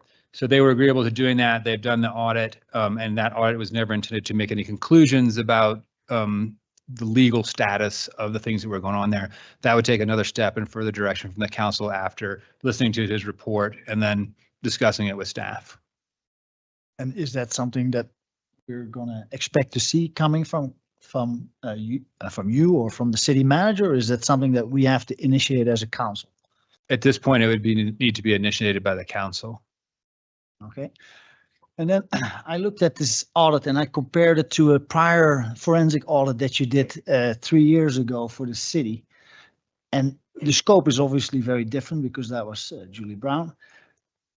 But you go in a lot more detail here. Maybe I'm just thinking out loud, but maybe this is a good kind of audit to do even at the city level, to have a little check on ourselves. That's maybe not a question for you, but for council, because you have a lot of detail in here, which is beneficial, I think, to see how things were spent. Revenues are not covered, I think. Did I see revenues in there beside the bank statement on income? It was primarily just the expenditures. So is that something that would be a concern, the revenues, if they match what was supposed to be paid? Or is that too much detail for the audit that you did? We were just asked to basically look at the expenditures, and so that was our scope. Like I mentioned, we're more specific on the scope with a forensic engagement as opposed to just a traditional audit. Okay. Well, thank you for doing that work. I appreciate it. Thank you. Any other questions or comments from councilors? No? All right. Thank you very much. Thank you for your presentation, Chase. Thank you. Would you like me to stay on at all? Nope. Nope. You're free to go. Okay. Thank you, everyone. Have a good night. Good night. Item 6, committee, board, and liaison reports. Anyone want to start? We'll try to keep it quick since we're a little bit behind schedule. Yeah, I'll be super quick. Went to the Chamber of Commerce meeting this morning and kind of, as I alluded to earlier, talked about the transportation and how important it was to not only the workforce, but local businesses. The Chamber's keeping tabs on upcoming legislative issues that could impact our community. Looking at the governor's budget for 2025, they're keeping tabs on spending cuts, such as education and grants. Also, the Chamber is going to be partnering in the United States 250th anniversary commemoration. That also coincides with Colorado's 150th anniversary celebration. So they intend on having a year-long celebration of both occasions and helping facilitate business involvement within the region. So should be good. Went to the Economic Development Alliance meeting last Tuesday. Road and Transportation gave a regional transportation update and how they're finally able to acquire a new van that they ordered 4 years ago. They spoke to a lot about the funding challenges that many counties and municipalities are also facing in Colorado regarding transportation. Pam Moore from the Homes Fund gave a presentation on what their organization provides to individuals and families within our community. Jeff DuPont from the Chamber gave the 30,000-foot view of what the Chamber does and kind of what his vision is for the organization along with the board.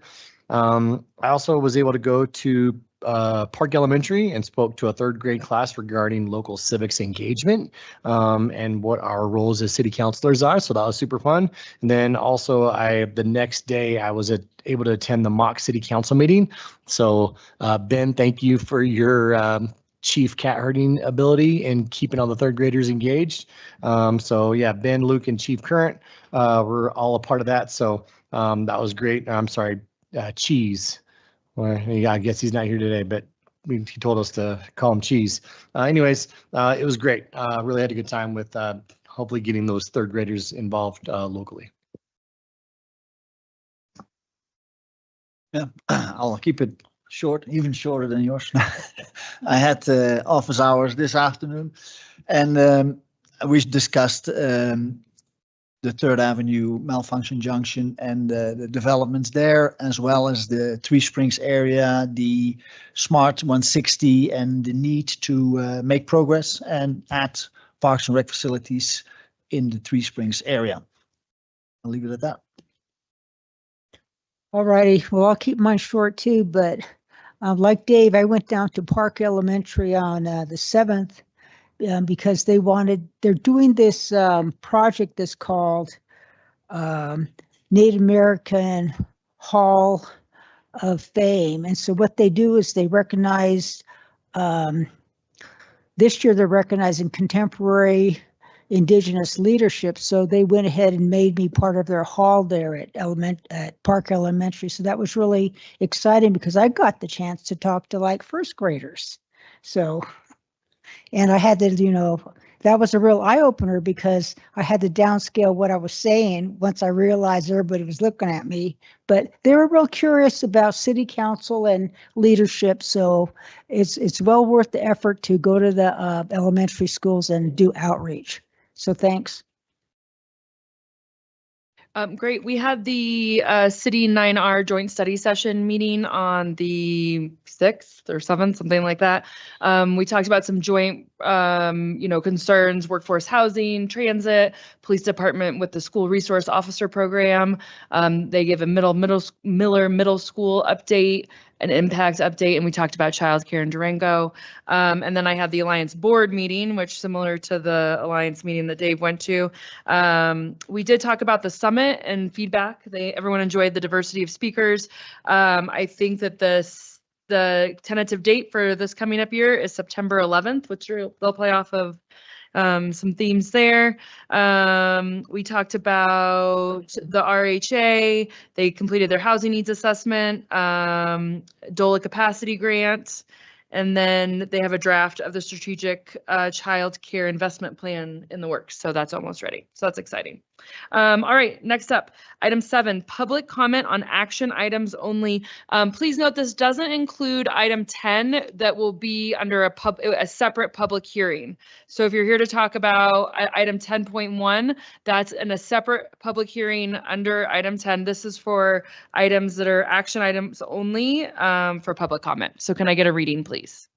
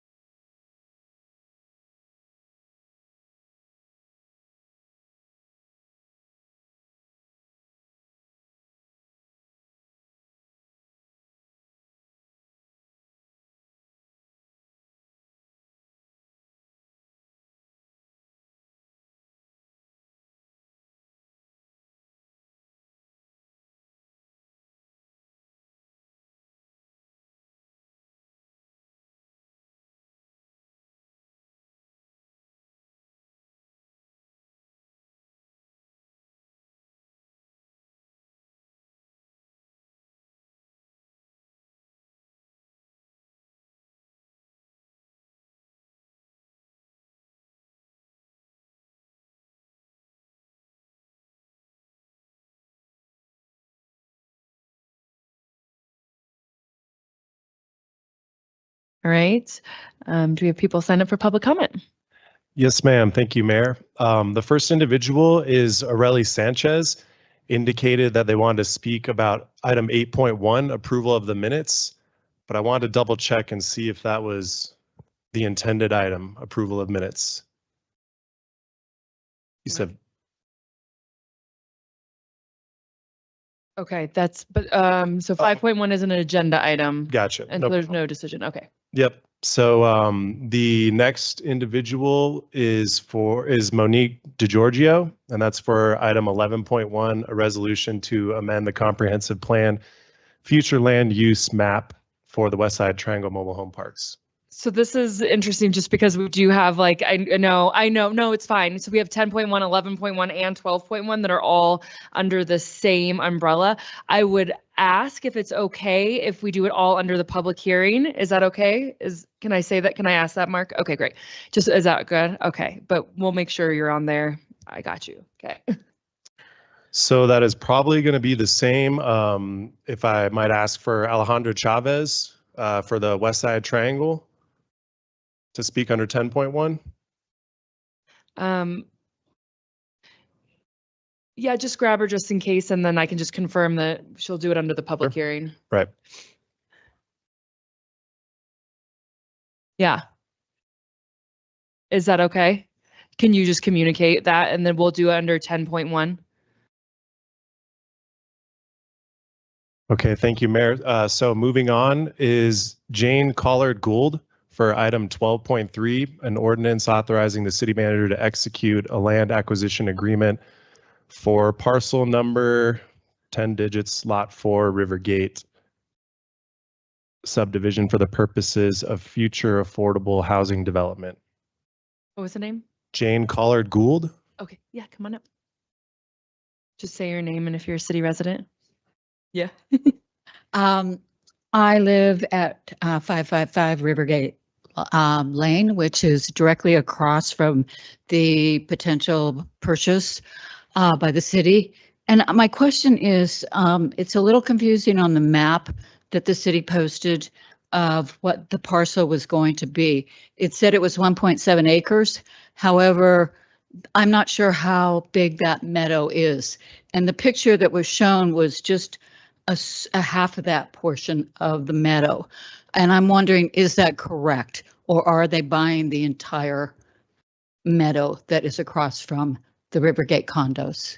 So we can't respond from the dais, but I will encourage you to send an email to council and we can get staff involved. And I know I have staff that will jump right in and help explain things. Okay.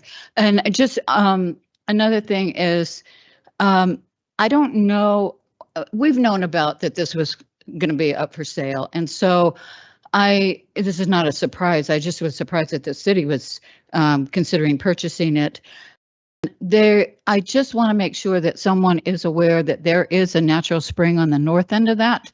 And that's why I'm wondering if they are just purchasing half of it and not the north end. So again, should I put that in the email? Yeah, citycouncil@durangoco.gov. Right. Then, okay. Mayor, yeah, we'll have a presentation on the item that'll answer some of those questions. Okay, great. Yes. Thank you. Perfect. All right, and then next up for the same item, 12.3, is George Richardson.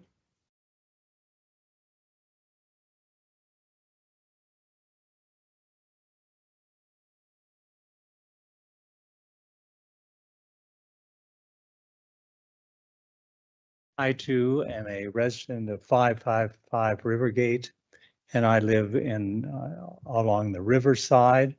I used to be the president of the Rivergate Homeowners Association, and I was involved pretty heavily in designating many of the things that happened that brought about the 2000, I'm going to say 7 to 2010 suit that took place in the rebuild of Rivergate itself. I'm a geologist by profession, and I've done extensive work in terms of mapping both Lot 4, Lot 5, Lot 1, and you need to just simply be aware, as if you're going to purchase that area, what you're seeing on the surface is very different from what you're seeing 6 to 8 feet underground. That was probably one of the most complicated structural blocks, and maybe, well, should never have been suited for the Rivergate property itself when it was built as complex as it was.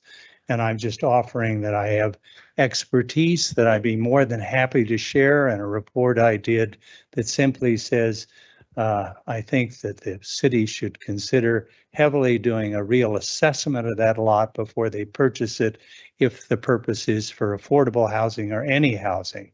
It was proposed once before the lawsuit took place with Rivergate, and basically the availability of parking for that development is minimal.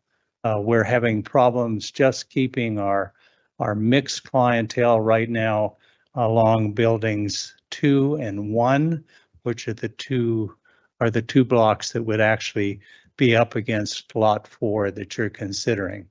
That those actually lot 4 and lot 5 was the old Wiedemann float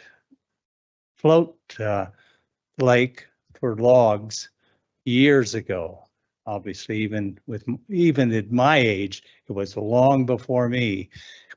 And the sediments underneath that basically are such that I have a feeling that Animas Surgical Center, who owns lot 3, made a decision not to build a parking lot on that lot, basically because of both the structure and the sedimentation underneath it.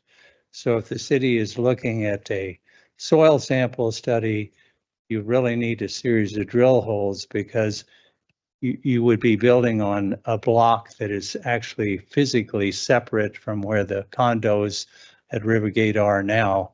And the drainage system around that and the ability to manage it makes the block that you're considering really suspect. That's it. That's all I have. Thank you. Okay? You're welcome.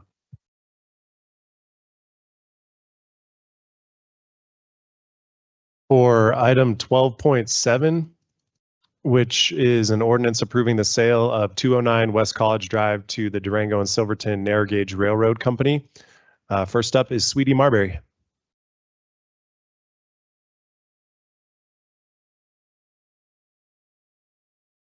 My name is Sweetie Marbury, and I am a Durango resident. First, I would absolutely encourage the sale of the lot back to the Durango Silverton Railroad. That's a fantastic idea and long overdue. My consideration is about the third part of the conditions. Develop a multi-use space, retail space, long-term condos, restaurants, entertainment space. I feel like this is an overreach personally, that I trust the railroad to do whatever they need to do in the future. And the future is always uncertain when it comes to development of property. I would ask the city council in their wisdom to delete that third condition, because I do feel it's overreach for commercial property. Would you do the same thing at the empty lot on 32nd and Main that's just been sold? Would you do the same thing to the Strader Hotel, who also has a lot that they might want to develop? Would you do the same thing to the Main Mall? I think not. I think that the money going back into the transportation department is absolutely wonderful. The parking fund, we used to call it. And I certainly would hope that you would not have meters on the weekends, because I think the locals would find that a real hardship to go downtown and pay parking again on Saturday and Sunday. So I ask you in your wisdom to look at what you are achieving. You're getting $4.4 million to go back into the transportation fund, but the conditions, I'm not an owner, but I find that an overreach by city council. And think about what you're doing, what you're setting up for future businesses that might want to redevelop. Are they going to have these same stringent conditions? Perhaps the Harpers will develop some of that, but you're telling them to do that. You're listing it. And so I think that's not a good situation for city council to be in. I find it an overreach. Thank you. Thank you. And then next up for the same item is Richard Reitz.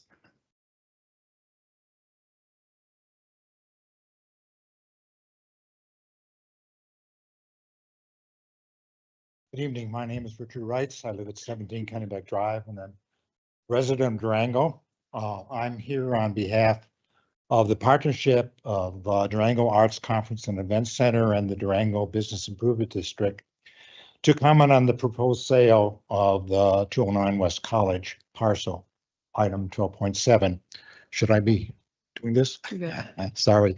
We and the railroad were the two finalists for the city's RFP for a public-private partnership to develop this parcel.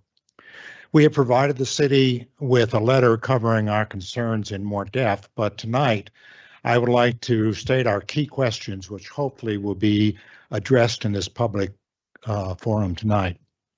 First, is the city obligated to offer assets it wishes to sell via public bidding to obtain the highest value for the city? Even if it is not, we expect that a public offering of this parcel could draw a higher value due to its being prime real estate and interest shown by the RFP process responses. This parcel is considered by many to be of high value because of its location and being a rare downtown clear site. The site is often referred to as the gateway to Durango. Second, how is the sale price of $4,375,000 determined?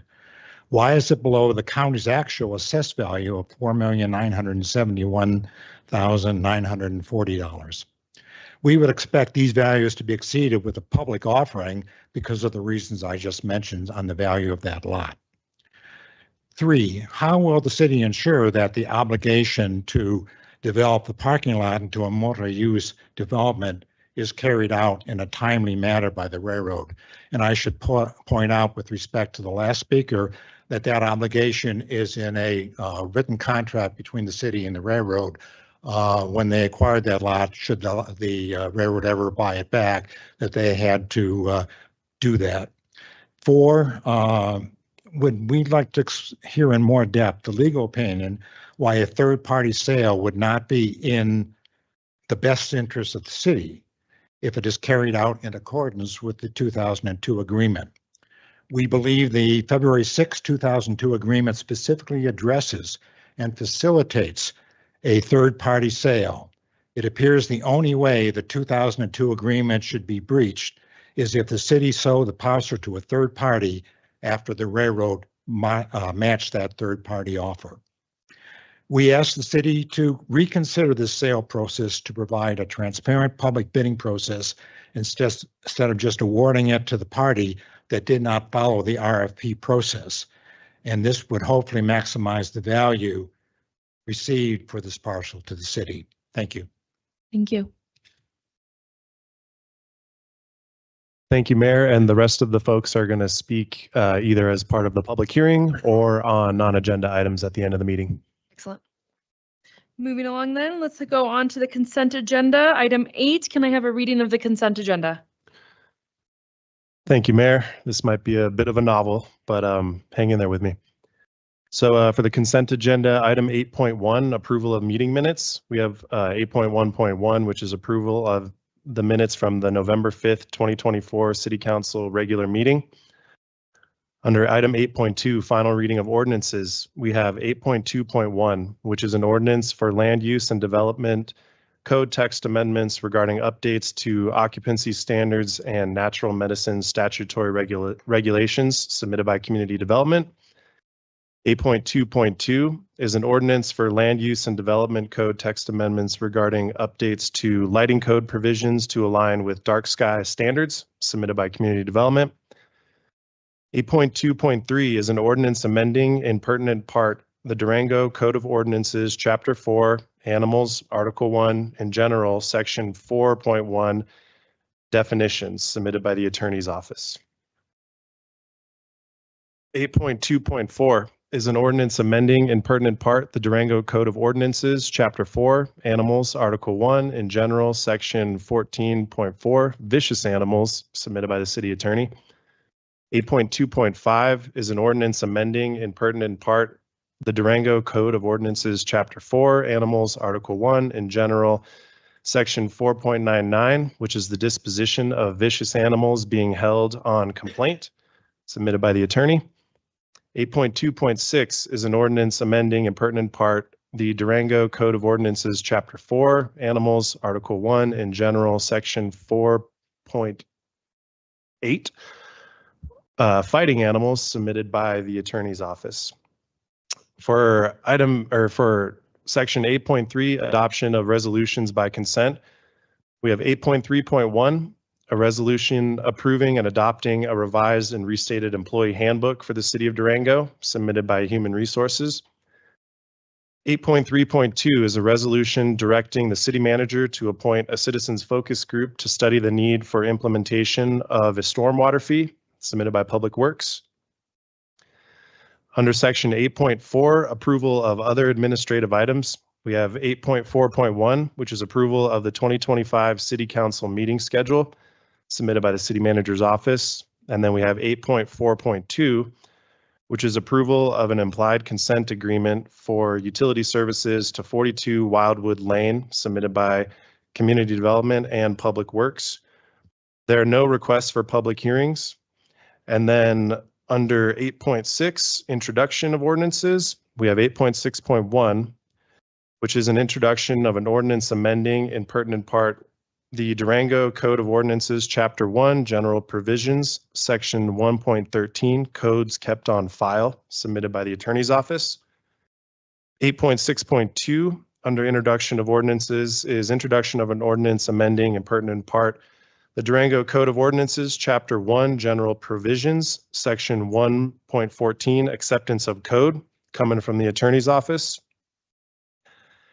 8.6.3, introduction of an ordinance amending in pertinent part the Durango Code of Ordinances of Chapter 24, Traffic and Vehicles, Article 3, Parking Administration and Regulations, Section 24-75, Authorization for Towing and Impoundment of Illegally Parked Vehicles from the City Attorney's Office. 8.6.4 is introduction of an ordinance amending in pertinent part the Durango Code of Ordinances, Chapter 12, Junk, Wrecked, and Abandoned Property, under Article 3, Vehicles, Section 12-42, Prohibitions, submitted by the Attorney's Office.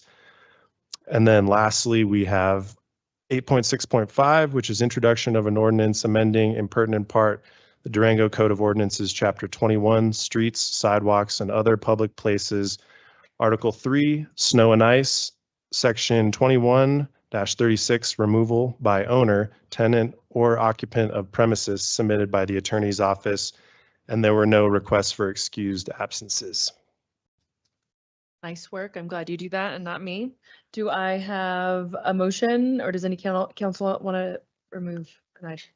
I'd like to remove items 831, 832, and 865.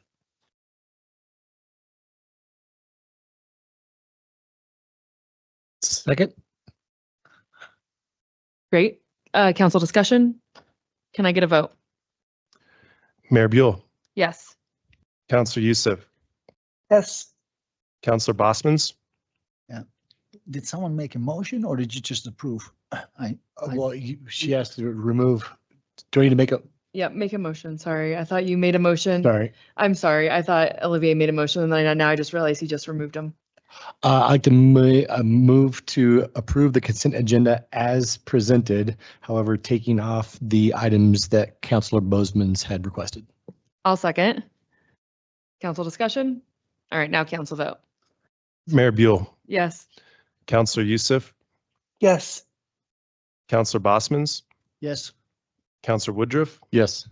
and Mayor Pro Tem Yazzie. Yes.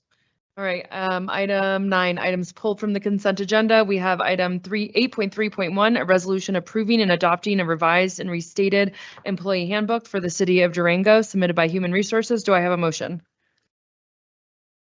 Move to approve and adopting a revised and restated employee handbook for the city of Durango.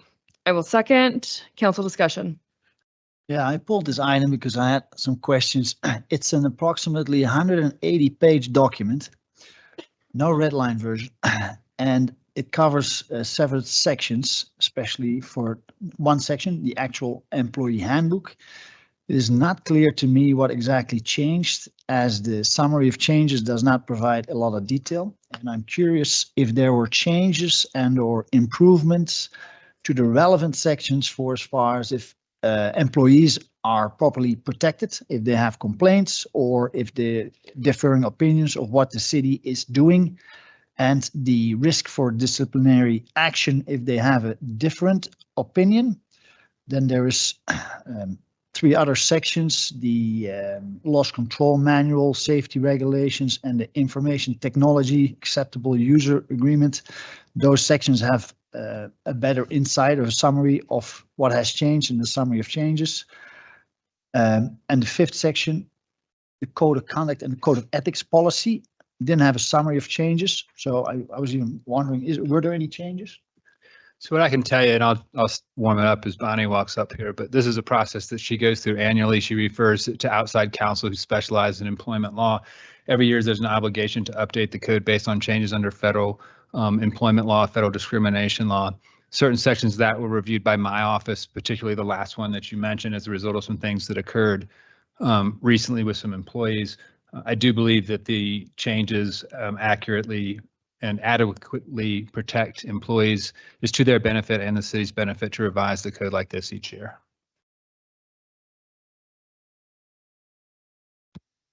Mayor, Council, Bonnie Kling, Human Resources. Yes, like what Mark said, you know, we have a duty to our employees and the organization to have this legally reviewed every year. We did go to an outside law firm that specializes in employment law. They did review our handbook, and then in coordination with Mark's team as well on some of those sections that you did mention. We do have adequate coverage there for a complaint procedure and protection for employees. And those things that were changed for the complaint procedure just included personnel records. So we can provide you with a red line version if you'd like that. On that topic, yes. On 2.6.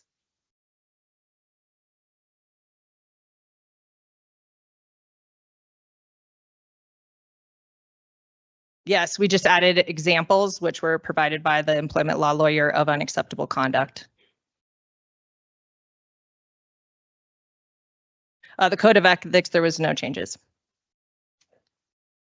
Speaker is off. I tend to have a problem with approving what I haven't seen, but 2 of the key concerns I think or questionable things that I was wondering about you addressed, and with the review I think I'll accept that too.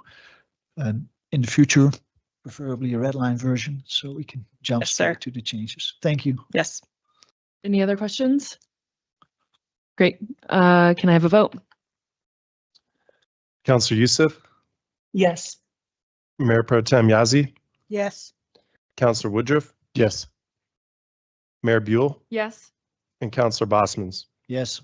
Item 8.3.2, a resolution directing the city manager to appoint a citizens focus group to study the need for an implementation of a storm water fee submitted by Public Works. Do I have a motion? I move to approve a resolution directing the city manager to appoint a citizens focus group to study the need for implementation of a stormwater fee. I'll second. Council discussion? Yes, I pulled this one because I have 2 issues with this agenda item. If a focus group was appointed by City Council would have an objective, independent source of information on any topic. However, this is not the case, as was explained by the city. A focus group is established by the city and its members are appointed by the city, not by City Council. A focus group is to help the city gain a better understanding and may be used as a justification for any recommendation the city makes to council. Similar to some of the surveys we've seen, it's like checking off a box. It seems that council would not need to pass a resolution for the city to seek feedback from a select number of people. The second comment on this topic is, I do not believe even the consideration of a stormwater fee is needed, given that we have around 120 million in total fund balance, which includes numerous restrictions, but still has a lot of funds available that can be used for stormwater. And I certainly would like a better understanding of the expenses, because during the study session on November 5th, 2 weeks ago, Council was informed that over the past years, we spent approximately $45,000 annually on maintenance, but the forecast is that we need to spend 2.5 million annually on maintenance. So to go from $45,000 a year to $2.5 million a year is a big leap that, in my opinion, requires some more review and scrutiny. And I believe some councillors use the stormwater compliance to justify Durango next steps and ripping open all of Main Street. Another questionable item that I would like to have more information about. But it certainly does seem that we have neglected our maintenance of many aspects in our community, whether it's this topic or roads or buildings. So either way, my vote is not in favor based on the information I currently have. Just a clarification to Councilor Bosman's remarks that while there is a citizen focus group that's appointed by the city manager, which would actually be through staff, we did go over this in the study session, which would show various different groups that be represented. But the part that was left out was that this would also go to the Financial Advisory Board, which is appointed by council to also provide you a recommendation as well. Thank you. Bill, you did a great job with summarizing the amount of neglect and the materials that were used in some of the stormwater were not necessarily of the caliber that we would expect, you know, like corrugated pipe instead of concrete.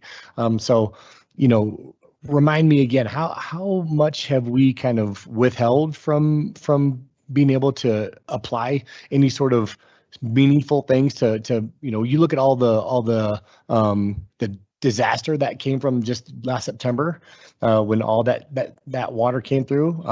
You know, what are we? I think this $2.5 million is to kind of help prevent and mitigate some of those, and also to come into compliance with state and federal regulations. Is that correct? Bob Lowry, Interim Public Works Director. That's correct, Councilor. Essentially, all the money we spent on maintenance was totally reactive. We have done no preventive maintenance. We have not cleaned any inlets unless they were so blatantly clogged that it caused flooding in the vicinity of the inlet. We have not been able to televise the majority of our underground pipe system to determine what condition it's in. I did show a few slides of some of the worst case that we're aware of. It's what we don't know that is of as much concern to us as what we do know. And the funds we're requesting will allow us to televise our entire system, to have a regularly scheduled routine maintenance program, to clean the inlets on an annual basis, or as needed if more frequently than that. I can provide a comprehensive list of what needs to be done that is not being done, should the council desire that. And that $2.5 million, is that kind of just covering what we need, or are there some wish list items that we can also commit to with that 2.5? That includes some staff salaries, some equipment, and known needs. Okay. So it sounds like to me that there's justification for that money, and it seems to be misinterpreting that we're going to use this money for downtown's next step, which is potentially. Or we could use twice that much money and still not get everything done that we need to do. Okay, that's really good to know. Thank you, Bill. Appreciate it. When I got on council, we had a meeting between the then councilors, and there was two areas that we didn't have funding for, that we were struggling to find funding for: stormwater and transit. And you're the first person that has come to us with a real plan of how to move forward to have good funding for this issue that we need for our city. It's exhausting or it must be exhausting to constantly twist and turn things into a conspiracy theory to fund items that haven't even been talked about under this issue and under this umbrella. I'm sorry. I hope that going forward, you have the most support of the community to give us the best possible solution for funding our stormwater from here on out. So thank you. Thank you, Mayor. Councilor Youssef, do you have anything? No, I'm good. Thank you. All right, vote. Mayor Pro Tem Yazzie, Yes. Councilor Woodruff, Yes. Councilor Youssef, Yes. Councilor Bosmans, No. and Mayor Buell. Yes. All right, item 8.6.5, introduction of an ordinance amending in pertinent part the Durango Code of Ordinances, Chapter 21, Streets, Sidewalks, and Other Public Places, Article 3, Snow and Ice, Section 21-36, removal by owner, tenant, or occupant of premises. Do I have a motion? I move to approve an ordinance amending in pertinent part the Durango Code of Ordinances, Chapter 21, Streets, Sidewalks, and Other Public Places, Article 3, Snow and Ice, Section 21-36, removal by owner, tenant, or occupant of premises. I'll second. Council discussion. Yeah, I pulled this off just to get a little bit of short information. I'll keep this to the point. First, I'm glad to see this and the other updates to the various code sections. Winter upon us, snow removal is always important for safety and accessibility.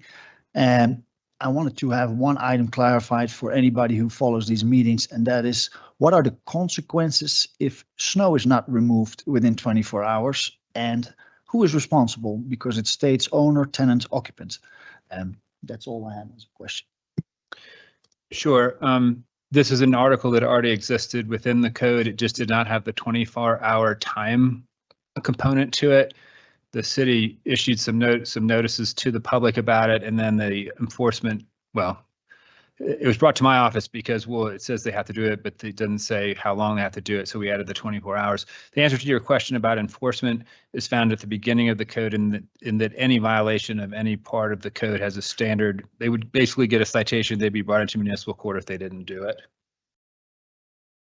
Is that the owner or the tenant or the occupant? Order to it. It depends whoever. I mean, that's intended to cover everyone. The owner, if they're there, the tenant, if they're there, or an occupant who is neither an owner or a tenant. So it's just catch-all language that's used throughout the code. In other words, we're just looking for compliance, and it's like everything else we do in the city. No one's going to get a ticket right away for doing it. They're going to get approached by a city official and say, hey, do you realize that you need to get this out of here within 24 hours? And we get a lot of compliance that way. But the ultimate enforcement would be the issuance of a citation that would then go to municipal court. Yeah, and this is where I was worried about, I guess. If you have a property that's owned by someone, leased out to a tenant, and there's an occupant temporary in there, and each party says, it's not my responsibility, it's whoever the other party is, then we have another gray area. But well, we let the judge consider that defense, I think. Yeah, I know, and I think it's too much detail for this topic. I appreciate the explanation. Anyone else? Can I get a vote? Councillor Bosmans, Yes. Mayor Buell, Yes. Councillor Woodruff, Yes. Mayor Pro Tem Yazzie, Yes. and Councillor Youssef. Yes. All right, item 10, public hearings. Item 10.1, a public hearing for a comprehensive plan map amendment, annexation, initial zoning, and conceptual plan for the West Side Triangle addition submitted by Community Development. Do we have a staff presentation to begin with? Yes. Great. So thank you, Mayor Buell, Mark Williams from Community Development. And as you said, this is also a mouthful, and tonight's theme, the West Side Triangle Future Land Use Map Amendment, Annexation, Initial Zoning, and Conceptual Development Plan. So we're doing 4 different things. Before I jump into the PowerPoint, I wanted to, Joel in here. Could you get Joel, please? So most of the residents at West Side are not English speakers. So Elevation Community Land Trust has hired a translator who's here. So once I'm done, and during the public speaking portion of this, if any of the residents want to come say anything, ECLT has hired Joel. Say hi, Joel. He has earpieces that you can put in if you want, and so he'll speak into his mic and do a live translation. So think like United Nations General Assembly. So before I get started, or as I'm getting started, he can hand those out to everyone up at the dais if you'd like to get one.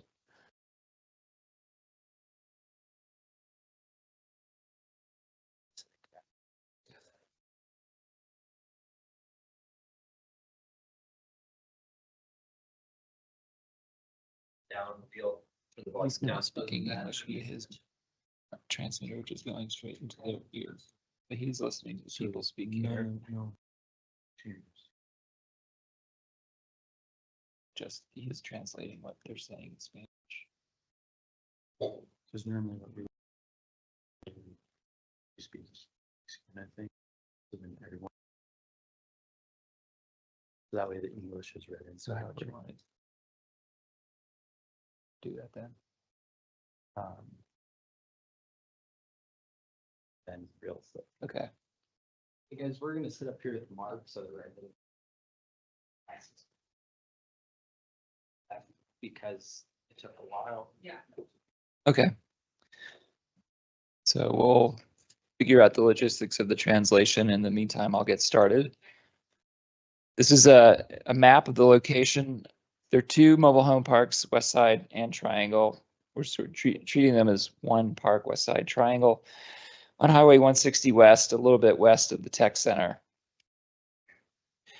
So some background, with the assistance of Homes Fund and Elevation Community Land Trust, the park residents were able to use a Colorado state law to stop acquisition by an out-of-state park operator.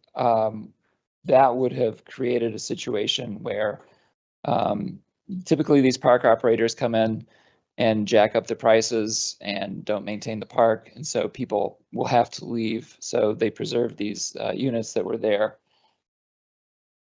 ECLT has been working with the West Side residents, but also with Compañeros, La Plata Food Equity Coalition, and 9 to 5 to improve their neighborhood. And the residents, many of whom are behind me, have been really involved in dictating the direction of this project and what's going to happen in there. So it's not a top-down process. It's more of a bottom-up process, with ECLT providing a lot of expertise in funding and once the homes are ready for home ownership and how to acquire and maintain those houses. There's 74 mobile homes that will be replaced with up to 107 units. It's likely that once they start planning on the ground, that number of 107 is going to be reduced. But the way our code process is written is we cap the maximum number of units at this step in the process. So they can come back with something that's less dense. That's not an issue.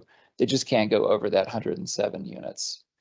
And as you can see, the majority are to be ownership, with some apartments as well. Elevation Community Land Trust, as you see, is a land trust.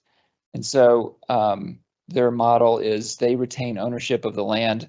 The residents buy the actual structures, so that reduces the cost. If you only have to buy the structure, not the land, that's a big cost reduction. ECLT gets a lot of philanthropic money to help fund these programs. And so they're able to work with the tenants, and they do this all over the state of Colorado. So we're really fortunate to have them here in Durango working on this project. By way of reference, 100% of the area median income, which would be the most expensive homes here, for 2 bedrooms, it's about $303,000. For 80% AMI, it's a little bit less, $242,000. But really, they'll target the residents there to meet them where they are in terms of their ability to afford a unit. So a lot of it will be less than 80%. It could be 50%, 40% AMI even. And Steph Gofanchi, who's the president and CEO of ECLT, is here to answer questions if you have more, if you want more information on the detailed financial part of this. One of the important aspects of this project is the site is really constrained in terms of its physical location, and combined with the need to have this affordable housing, we've come up with a process to have a memorandum of understanding to come up with alternative standards for things like parking, landscaping, and street width. I'll go into that in a little bit more in just one second. And then the last thing, which I'll also go over more, is that the project needs to be phased. I think there are 11 phases. This will take place over 3 to 5 years, and that's needed to avoid displacing any of the residents, which is probably the most important part of this project. It's keeping everyone who lives there in their homes. So here is here's the project. You can see all the different colors. It's actually 12 phases now. What'll happen is phase 1 in the bottom right-hand corner, some of the homes, they're modular homes being made in Mancos by Timber Age. They'll be shipped here, constructed in the phase 1 area. And then residents up right above that, where it says phase 2, will move to phase 1. Those homes will be removed, and then more homes will be built by the developers. And then the first people who moved into phase 1 will move back to phase 2. And then phase 3, those residents will move into phase 1, where those houses will be available for them until their mobile homes are removed and new homes are built. And so that process will repeat until we get all the way to the very end of the project.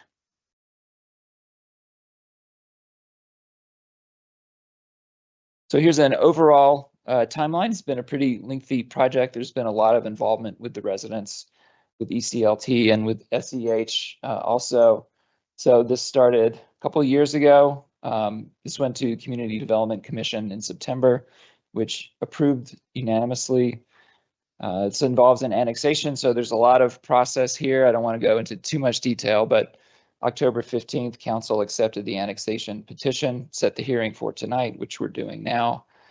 There's a few more procedural steps for this part of the process, and then SEH and ECLT will come back for the next round of public hearings for the preliminary plan, which is the where all the detailed engineering and design gets done. The last step is final PD review, and then hopefully start getting building permits by late next year. Here's all the code sections. I won't read them all, but they're there for your reference. And then, as I mentioned earlier, the memorandum of understanding, this goes to the heart of some of the city standards that we have that need to be modified in order to make this project work. That includes reducing parking standards. The width of the access may need to be varied. Landscaping should be reduced. There won't be quite as much open space as you typically find in a multifamily project. And the water quality and treatment can still be met. The state requires the city to meet certain standards for water quality and treatment, but there are alternative ways to meet that. And so we'll be using those alternative methods to meet these standards. And so this wasn't something that was imposed by the city on the residents. This is something that the residents and ECLT worked together with SEH to come up with. Okay, so typically we would have a separate public hearing for future land use, but we've combined those. And the future land use is being changed so that it's commercial right now, which really is not a great fit. These mobile homes and the mobile home park have been there for 70 years. Obviously, they're not commercial. We're changing it, or proposing to change it to mixed use, because in addition to the residences there, the people who live there would also like to have something like a daycare, a small neighborhood serving business, and that fits perfectly within the mixed use, the purpose of mixed use. So this is what the mixed use, this is what the future land use map looks like right now as commercial, and it's just a simple map change. We did not receive any public comments, except many comments from the people who live here. And as I mentioned earlier, the Community Development Commission recommended approval of the project 7-0. The proposed project aligns with comprehensive plan goal for affordable housing, as well as multiple items in the strategic plan. So the recommended motion from us is to approve the future land use map amendment, annexation, initial zoning of PD, and the conceptual development plan, and the rest of the language that you can see there. And as I said, it was a lot of process. So just to recap, we're conducting a public hearing on all those 4 items that I've mentioned a few times. We'll be approving the annexation and initial zoning by ordinance tonight and conducting the first reading of the ordinance. Also passing a resolution to change the future land use map. And then at future meetings, council will have the opportunity to review the more detailed preliminary plan development, and also to conduct the final reading of the annexation and initial zoning ordinance. So thank you, and happy to take any questions. And also, as I mentioned, Dan Murphy from SEH and Stefka Fanchi from ECLT are also here. So this is just the public hearing, though. We're not doing any motions for this. That is, Motion to open the public hearing. I get, yes. Was- But he just had a motion up there, but that's not until later. that's not until later, and then I would not answer questions until the resolution actually comes up. Yes. Because No that's questions when yet. you need a motion. This is just the public Just the hearing. public hearing. Okay, so do I just wanted to make sure You'll open and close the public hearing, and then there are subsequent items on the agenda Agenda. where you will have council Yeah. discussion and answer questions. do I have a motion to open the public hearing? I move to open the public hearing. Second. Council discussion? Can I get a vote? Mayor Buell, Yes. Councillor Youssef, Yes. Councillor Bosman's, Yes. Councillor Woodruff, Yes. and Mayor Pro Tem Yazzie. Yes. Excellent. How many people do we have on the list for the public hearing? So Mayor, currently there's actually only 2 people who signed up to speak under the public hearing, but it does seem like there's a group here from the community. Yes. So council may want to, And then does that include the people that signed up under the general public comment to talk on, do we have their names? Bill? non-agenda items? No, to talk on the, That's including the several we reviewed at the top of the meeting, Okay. the 2 on the list, okay, and then 2 additional. just No. 2 on the list. Okay, Mhm. never mind. Just 2 want to speak. Okay, well then we'll just do that. Sounds great. Go ahead, call them. So the first individual is Monique DeGiorgio.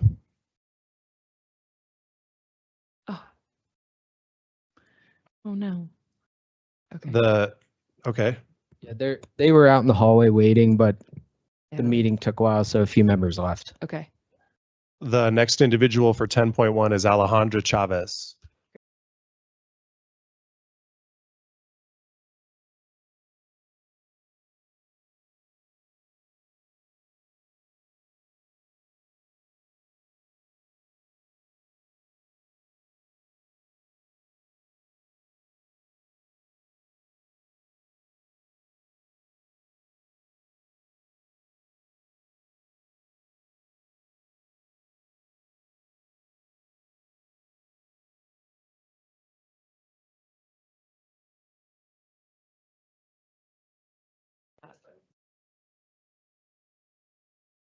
¿O quieres que lo haga?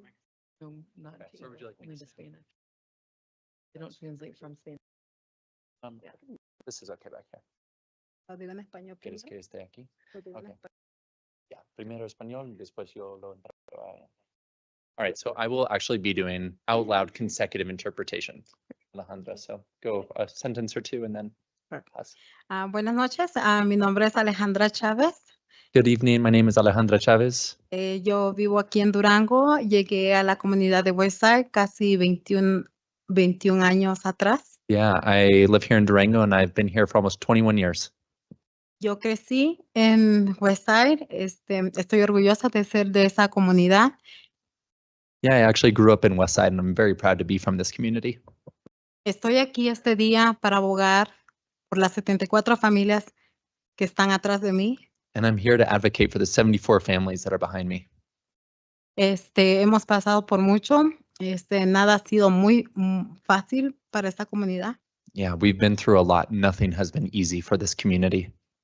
Que nos den la oportunidad de tener una vivienda asequible es como vivir el sueño americano que siempre hemos soñado. And to have an opportunity to have an affordable home, it's like being able to live the American dream that we've always dreamed. Disculpe, me doy un poco emocional. Yeah, excuse me, I'm just a little emotional. Yo luché para llegar al lugar que estamos ahora, I fought so hard for where I am now. para salvar a las 74 familias que están en la comunidad. To save the 74 families that are in our community. Y este es un sueño para nosotros, que ustedes nos den la oportunidad de que nos podamos integrar a la ciudad de Durango. And this is such a special opportunity for us to be able to integrate into the city of Durango. Somos unas familias trabajadoras, humildes, We are hardworking and humble community. y proveemos a la ciudad de Durango. Y quiero que tomen este tiempo para, pues más que nada, para que nos den su apoyo, porque somos familias trabajadoras. Yeah, and we provide for the city of Durango, and we hope that the city takes that into account because we are a hardworking community.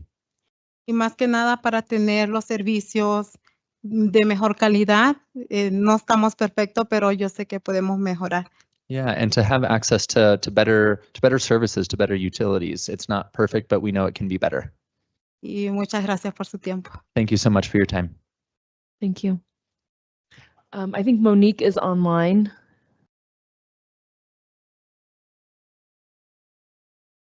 Monique, if you Monique, if you unmute your microphone, you can speak. Yes, thank you so much.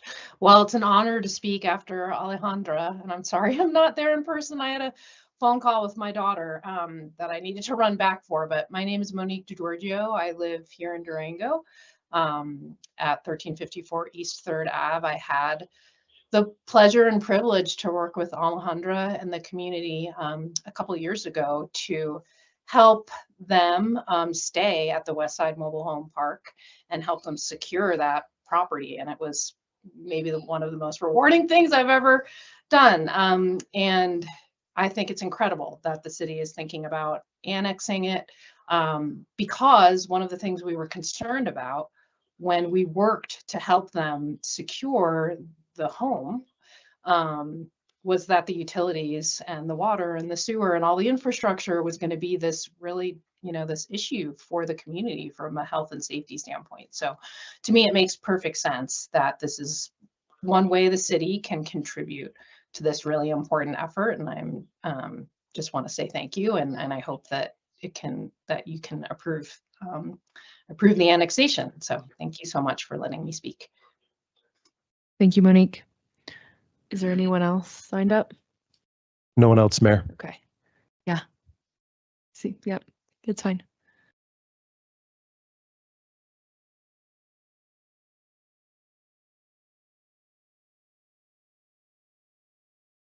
En esta, entonces habla como una oración, quizás dos, y después doy la interpretación. ¿Está bien? Okay. Buenas tardes a todos. Yeah, good evening to everyone. Antes que nada, gracias por recibirnos. Yeah, thanks for having us here, more than anything. Fue una larga espera de 2 horas afuera, It was a long 2-hour wait outside the room here.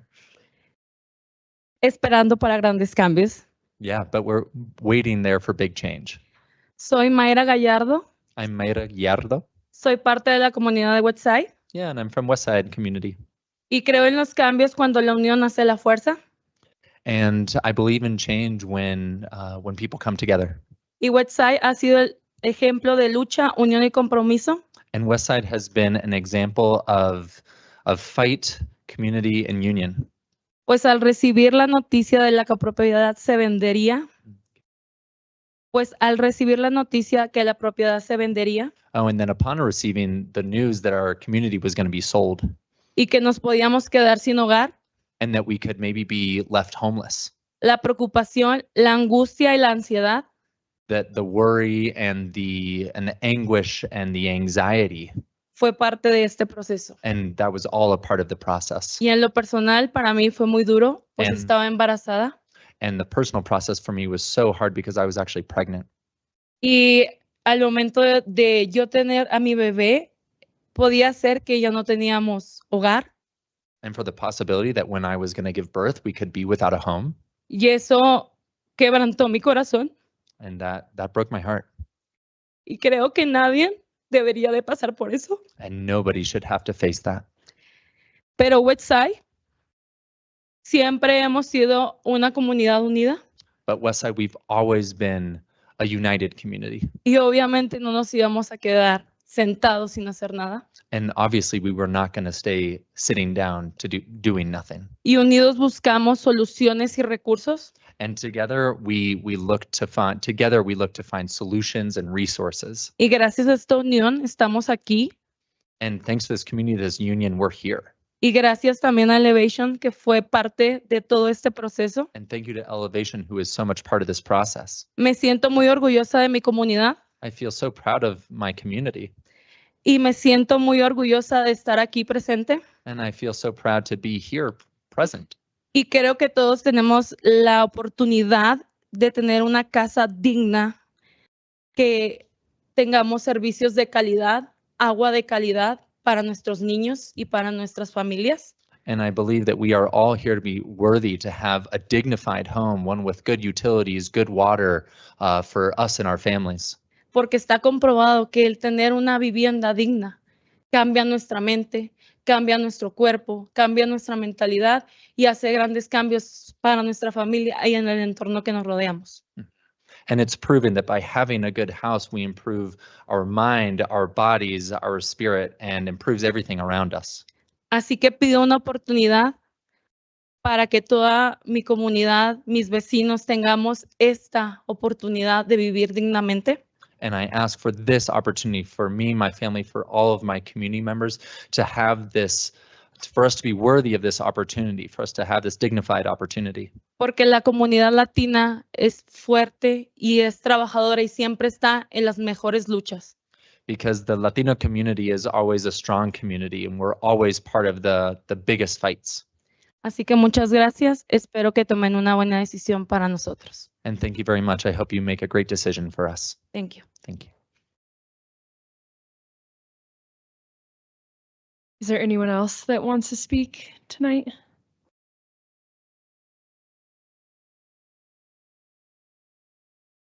Okay, I will close the public hearing.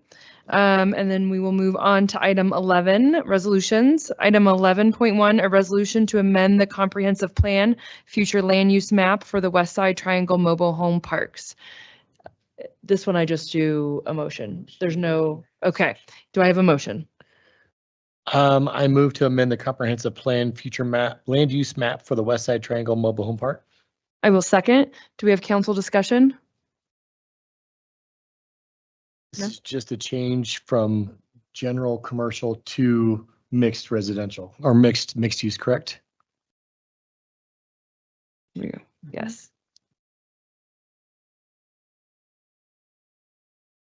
You're good. Okay. Now it's question time. Yes. Okay. Great. I'll withhold my questions for 12.1 then. Excellent. But this- Okay. I mean, this is all tied together, yeah? Or I'll just make my comment now and then skip on the next one. I'm very supportive of this whole concept and the approach to this property. It's so needed, and I believe this is exactly what we as a city need to work for and support. I appreciate your patience, paciencia, and your feedback from the community. I like how the phased approach makes this manageable for all the parties involved. I want to thank the residents, Elevation Community, Land Trust, SCH, and staff. If anything, my only question would be, how can we as a council and a city, what can we do for you to make sure this moves forward? So that's my only comment. Excellent. All right. Can I get a vote? Councillor Youssef, Yes. Mayor Pro Tem Yazzie, Yes. Councillor Woodruff, Yes. Mayor Buell, Yes. and Councillor Bosmans. Yes. Excellent. Item 11.2, a resolution to appoint applicants to various city boards and commissions submitted by the city clerk's office. Thank you, Mayor. I got a bit of a narrative that I'm going to read to you guys, and we can go through each board and commission, and you guys can make decisions if you see fit. But per council direction, the clerk's office has been advertising for applicants to fill various vacancies on Durango boards and commissions. The application periods ended on November 8th and on Tuesday, November 11th after the holiday. All current applications were forwarded to the review teams for consideration. If the review teams are prepared, they can make recommendations to council to fill the vacancies. If the review team is not ready to make recommendations at this time, the clerk's office will move that particular vacancy to a future meeting. I would be happy to review each board prior to the recommendation if the mayor would like. Okay, thank you. So we'll start with, can I just go in order and then? Sure. Okay, so let's start with the Durango La Plata County Airport Commission. So with that board, there's one position set to expire on January 31st. This position is a city and county appointment. The current applicant, Gary Dirk, has been on the board in this seat for quite some time, and the county has indicated that they are intending to appoint him for another 3-year term. Excellent. And do we need a motion for each commission? Yeah, right. Okay, I'll make a motion to approve Gary Dirk, is that who it was? To the Durango La Plata County Airport Commission. Second. Council discussion? Can I get a vote? Councillor Bosmans, Yes. Mayor Buell, Yes. Councillor Woodruff, Yes. Mayor Pro Tem Yazzie, and Councillor Youssef. Yes. All right, the Election Commission? Yes, so the Election Commission, there's one open seat on the board, and there are 2 applicants. The 2 applicants were Miguel Medina and Krista Turnell. Sorry, I'm sorry. Great. Do we have a motion? Okay, so we'll just, it stays open? Okay, great. The Historic Preservation Board? Just to confirm, there was no placement on the Election Commission, right? Right, you Okay. didn't interview anyone, right? Okay.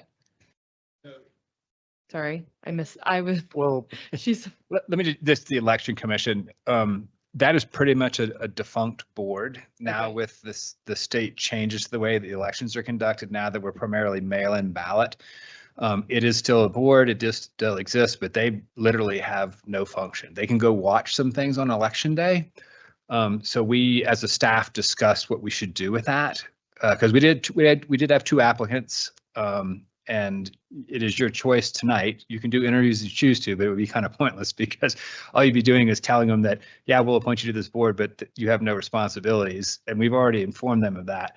But so you do have the option tonight to select one of those names and make the appointment, so we don't have to go through the process Okay. again. And I'm sorry that wasn't explained to you prior to tonight. okay. Do we have names? And you can certainly, if you don't feel like you know enough, you can certainly I- defer it to the does- next meeting. Well, did you look at either of them or no? Not yet. Okay, so we'll just put it off to the next meeting and then Mayor Pro Tem Yazzie and Councilor Youssef can make a recommendation. Does that work? Perfect. Okay, thank you. The Historic Preservation Board? Thank you, Mayor. So there are 2 open seats on this board. The clerk's office had reached out to the 2 members whose terms expired in May of 2024 to see if they were interested in reapplying.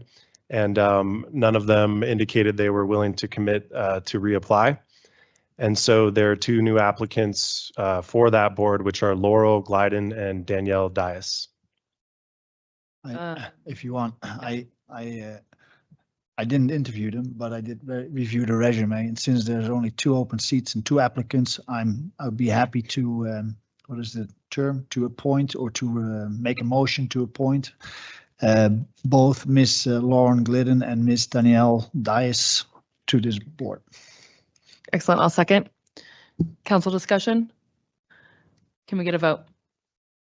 Councillor Youssef, Yes. Mayor Pro Tem Yazzie, Yes. Councillor Woodruff, Yes. Mayor Buell, Yes. and Councillor Bosmans. Yes. All right, the Retirement Board? And so the Retirement Board is a state mandated board, and we currently have 2 open seats and 1 applicant. That applicant was Ellen Colks. Do we, I'll make a motion to appoint the 1 applicant. Second. Council discussion? Can we get a vote? Mayor Pro Tem Yazzie, Councillor Woodruff, Yes. Councillor Youssef, Yes. Councillor Bosmans, Yes. and Mayor Buell. Yes. The Financial Advisory Board. And so the Financial Advisory Board currently has 1 open seat and 1 applicant.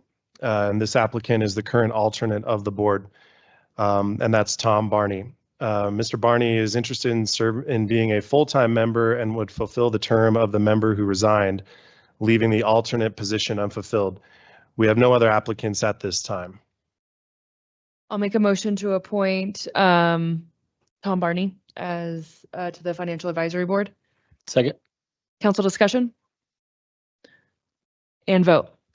Councillor Woodruff, Yes. Mayor Buell, Yes. Mayor Pro Tem Yazzie, Yes.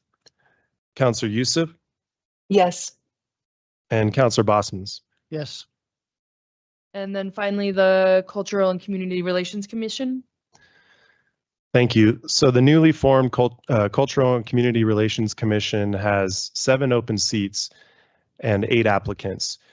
As this is a new board, the clerk's office recommends that appointments for 3 of the candidates are for 1-year terms, which would expire May 31st, 2025, to coincide with the annual appointment process, and the other 4 candidates for 2-year terms, which would expire May 31st, 2026, to coincide with the annual appointment process again. This would allow for staggered terms for all future appointments for the board. And I do have a list of each of the 8 applicants that submitted their applications. Do you have those? I actually did email it to you guys at the beginning of the meeting. Yeah. Okay. So I move to appoint Scott Smith, Maria Marino, Dina Sanchez, Dylan Jacobs, Krista Turnell, Blair Martinez, and Carla Hayes to the CCRC. I'll second. Would you guys be able to identify which ones you would like to have? Because we have to identify 3 candidates for 1-year terms and then the other 4 for 2-year terms.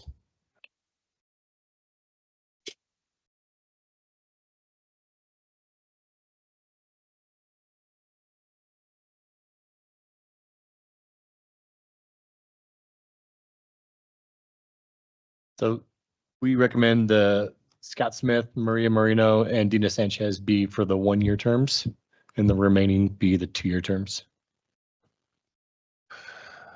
There are 5 remaining folks. I know you just said them a little bit ago, but could you tell me the other 4 that you want for 2-year term? 6 we listed. Oh, Yeah, because we have one more. We have one more interview that we're going to do potentially. That was a late applicant. Yeah. Okay, so there was an applicant that submitted their application after the deadline. It was actually this afternoon. We're going to route that to you tomorrow if you would like. Yes, please. And I Okay. think, but we have 6 that we all agreed on that For we're tonight. For tonight, yes. Okay, so and I just want to.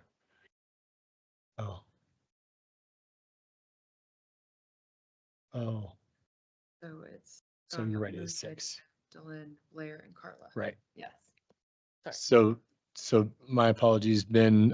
So the other 3 that we recommend for 2 years are going to be Dylan Jacobs, Blair Martinez, and Carla Hayes. 6 total. Sounds good. So for the 1-year terms, we'll have Scott Smith, Maria Moreno, and Dina Sanchez, and then the 2-year terms, Dylan Jacobs, Blair Martinez, and Carla Hayes. Yes. Council discussion, or did we have, is that a motion second? I think so. Did we do that? I think we did. Yes. Okay. I'll second. Council discussion. All right, can we get a vote?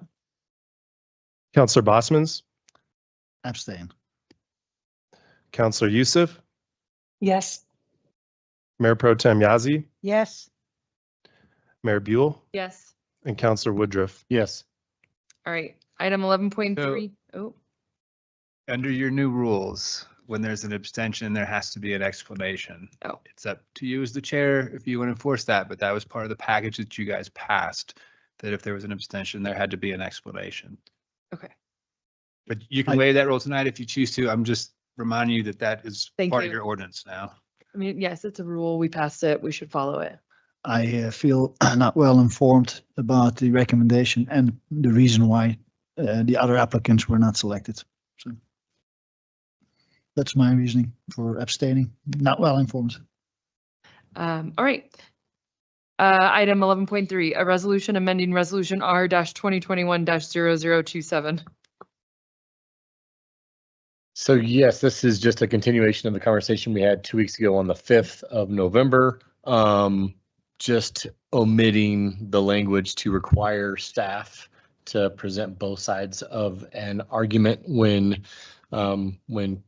we're taking a side or a resolution for a state or federal matter.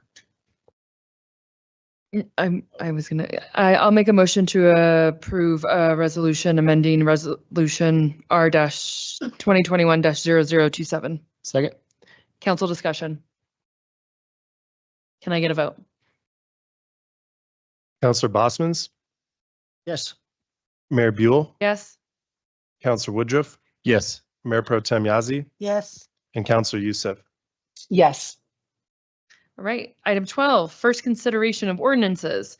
Item 12.1, an ordinance approving the West Side Triangle annexation and initial zoning. There's no presentation, just do I have a motion? Okay, do I have a motion? I move to approve an ordinance for the West Side Triangle annexation and initial zoning. Second. Oh, Olivier Bosman seconded. Do I have council discussion? Yes, maybe just some clarification. Thank you.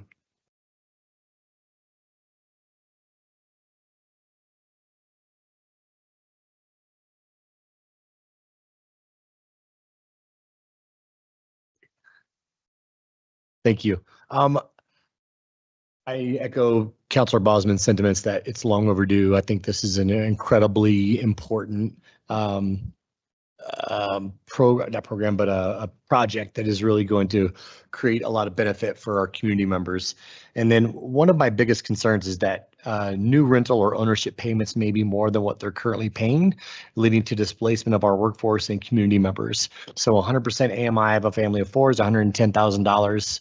80% AMI is $95,000. So I like what the organization is doing is meeting people where they're at. And so can you please go into specifics about how we're going to meet these folks and really find those funding mechanisms to make sure that we're truly not displacing anybody, whether it's 20% AMI or 100% AMI? What is your proposal, if I may ask?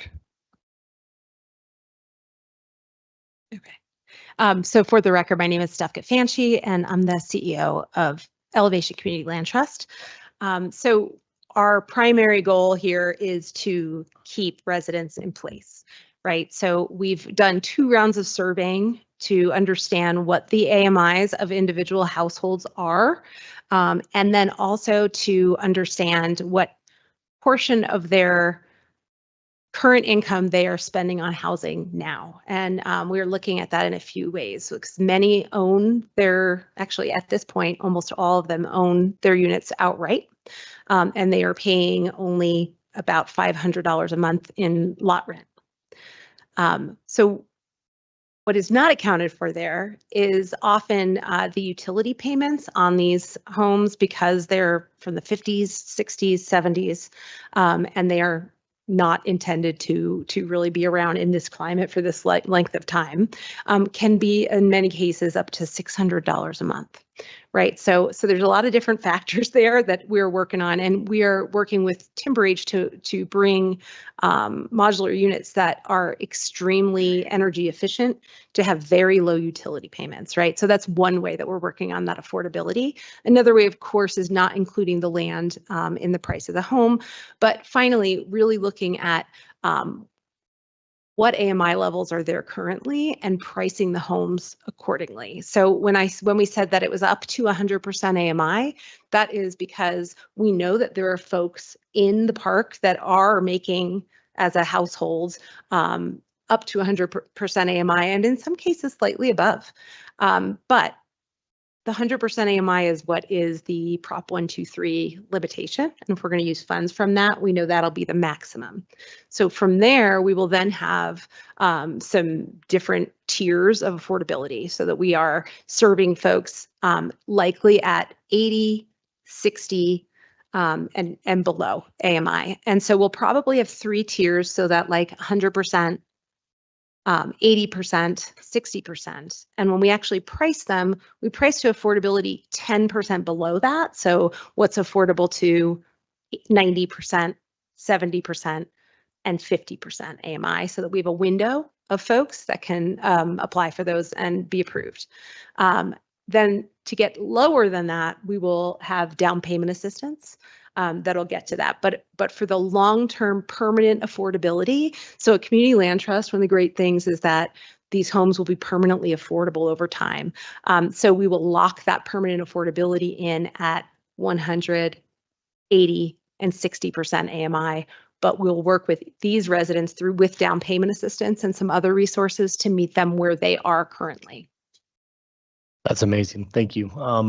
And there won't be any rent payments or anything for the land, or will they be still rent payments? So the Community Land Trust, we do have a $100 a month fee, and that's across the board for all of our units across the state, no matter the size or price. So we do not intend on ever increasing that. It is simply to kind of make the land lease a legal thing. It also does cover some administrative expenses for the organization. Awesome. And then who will the land trust also be paying for the central sewer system to be installed, or was that be a city endeavor? So did you go ahead? I have to, yeah, your 5 minutes is up. Do I have a motion to extend time, suspend the rules and extend time for Councilor Woodruff? I'll second. And I'm going to make a comment. Of course, I will support the extended time, even though I never get it.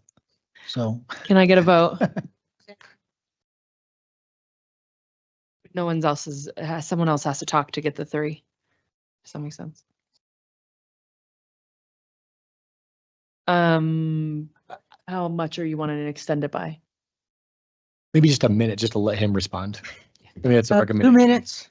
Okay. That's all that was the last question. Okay, 2 minutes. Can I get a vote? Oh, that's right. All those in favor? Aye. Aye. Okay, great. A lot of stuff. Thank you. Thank you, everyone. So I'm Dan Murphy. I'm the entitlement specialist with SEH. If there's further specifics to my teams here, Allison Miller's our architect. She's the designer, and so is Philip Renhack. He's the engineer for the project. So we met with Jose, Scott, and Aaron Hyder about a month ago. Jose came up with the idea to enter into an MOU with the city, which we have drafted. It wasn't prepared for tonight, otherwise you would have seen the contents of it. Mark's presentation captured the general scope of it. The park relative to, or the design at least of the project relative to the park isn't going to align with typical city development standards. If you think of Three Springs landscaping and streetscaping, that requires certain dedications of right-of-way and things. It's just not going to fit in a physical sense on the property. So we're in discussions. We have a draft with Mark and the city attorney, I believe, and it should be forthcoming at the next hearing for the PD application for the actual development. Great. Thanks so much. Great. Thank you. May I add one clarifying thing, which is that when you asked if the land trust would be paying for that, we're bringing philanthropic capital and public funding from multiple sources. And so I just want to be clear that it's not our money per se. Thank you. Thanks. Any other questions, comments? All right, can I get a vote? Mayor Buell, Yes. Councilor Youssef, Yes. Councilor Bosmans, Yes. Councilor Woodruff, Yes. and Mayor Pro Tem Yazzie. Yes. All right, item 12.2, an ordinance regarding the sale of city-owned property located at 166 East 33rd Street per Charter Article 2, 11-D, conveyance of real property. Mr. French.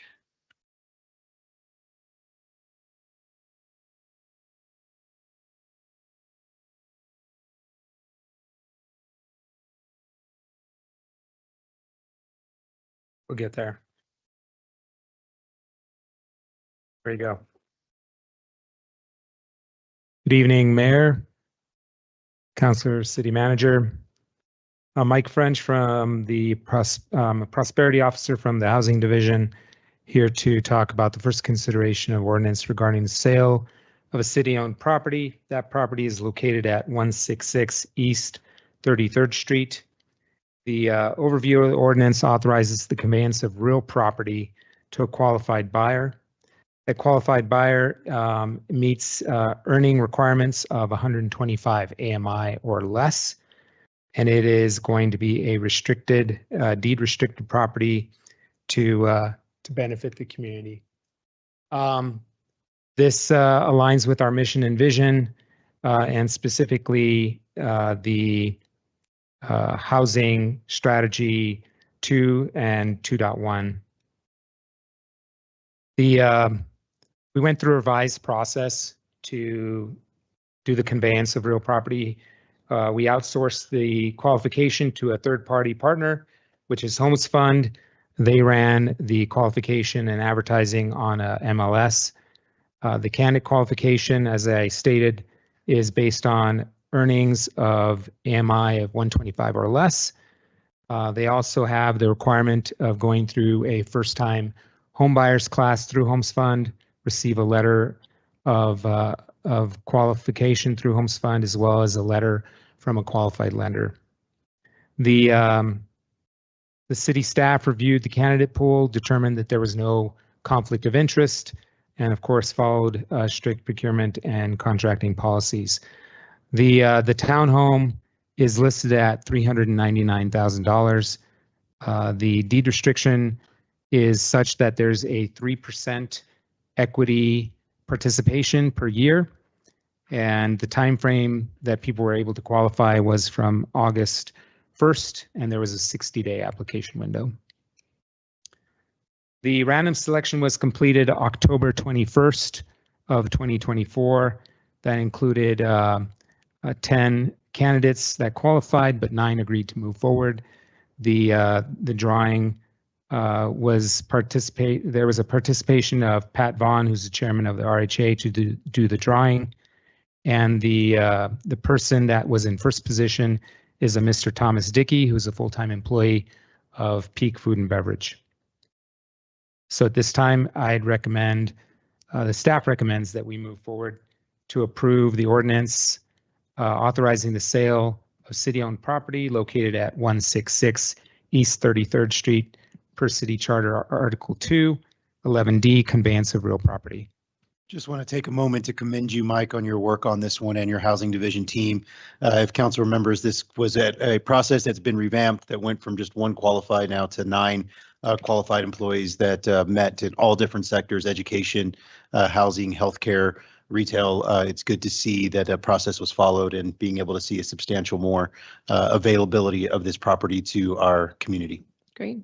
Do I have a motion? I move to approve an ordinance regarding the sale of city-owned property located at 166 East 33rd Street per City Charter, Article 2, 11-D, conveyance of real property. I'll second. Council discussion. Yeah, I'll make my brief comment on this one.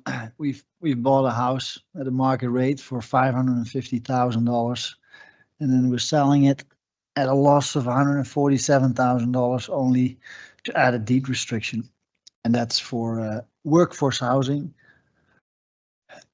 that have an income restriction of $104,000 for two people. I don't think many teachers or restaurant workers will qualify, and I think we need to do better in addressing both affordable housing and workforce housing, and do so in a more financially sustainable manner. I will support this because it's already been progressing and set in motion, but it's a small drop in a bucket, and it's not helping lower income families. We did have 2 teachers qualify, correct? We actually had 3 teachers qualify, 2 that were from 9R and 1 that was from FLC. We did have tourism represented. We had obviously hospitality represented because they were in first position. We also had folks from the healthcare sector and folks from the finance sector. Excellent. Any other comments? All right, can I have a vote? Mayor Pro Tem Yazzie, Yes. Councillor Woodruff, Yes. Councillor Youssef, Yes. Councillor Bosmans, Yes. and Mayor Buell. Yes. Item 12.3, an ordinance authorizing the city manager to execute a land acquisition agreement for parcel number 5667321060004, Lot 4, Rivergate subdivision for the purposes of future affordable housing development. Again, Michael French from the Prosperity Officer. I'm getting used to that. From the Housing Division. This ordinance aligns with our mission and vision And again, aligns with the strategic plan, specifically strategic plan number 2, innovative housing and economic development, 2.1, cultivating innovative housing solutions. The overview of the ordinance, the city has unspent American Rescue Plan Act funds, that's ARPA, state and local fiscal recovery funds, earmarked for affordable housing. The Treasury strongly encourages the use of these funds for affordable housing in its final rule. The Treasury enumerated eligible uses, and that includes acquiring property that will be transitioned into affordable housing for households that experience negative economic impact of the pandemic, including the acquisition of vacant land. The process that we went through started in August of 2024. We did some due diligence, had 8 properties that we were evaluating. We landed on a property, have contracted a realtor to represent the city, and that contract was signed in early November of 2024. The current next steps are we are working on an offer letter with contingencies of the following: a request for a phase 1 environmental to be completed, a request for a geotechnical survey to be completed, and then an appraisal to also be completed, all 3 at the cost of the seller, as well as the passing of an ordinance. The timeline, we introduced the ordinance November 5th. Today is the consideration of ordinance. First consideration. December 3rd will be the final consideration of ordinance. And then December 8th will be a public notice of the ordinance. We're assuming a 10-day period is being required, and then we would be able to close on the property after December 18th, 2024. The Rivergate Lot 4 subdivision was planned and approved in 2003 for residential and commercial development. As it stands today, we have the ability to build up to 90 dwellings per acre. That allows us to do approximately 31 residential units, whether it's multifamily, a single family attached, such as townhomes, condominiums, or apartments in that space. The site can accommodate and is well suited for modular prefabrication or traditional built, and all utilities are either on site or at the property line. This is a sketch diagram that the owners had already done in consideration of a build themselves. Lot 4 is to the south, Lot 5 is to the north. Currently, our offer is for Lot 4, but we are asking for a first right refusal on Lot 5 as well. So at this time, I would like to recommend that we consider a motion to approve ordinance authorizing the acquisition of parcel 5667321060004, Lot 4, Rivergate subdivision, and the execution of all necessary acquisition documents for the purpose of future affordable housing development. Can I just make one clarification? As you know from last time we met, the time constraints on this and the use of these ARPA funds has caused us to push up our process. We generally like to have a signed purchase agreement contingent on the passing of an ordinance prior to getting to this stage. But I'm comfortable with this process tonight because we do have that second reading of the ordinance should this be successful if we're unable to meet the obligations under the agreement, some of which were brought up by the public comment tonight. So we're moving very quickly because we have a limited amount of time to spend these funds. But if we have any type of discovery of any issues that would preclude actually going through with the purchase, or if we can't get that agreement signed to your satisfaction, there's an opportunity next week to backtrack, and there is a backup plan to use these funds. Do I have a motion? Do we have an ordinance number yet? The number wouldn't be assigned until final reading in December, if I'm tracking it right. Okay, great. Thank you. I move to approve ordinance 2024 XX authorizing the acquisition of parcel 5667321060004 Lot 4 Rivergate subdivision and the execution of all necessary acquisition documents for purposes of future affordable housing development. A second. Council discussion?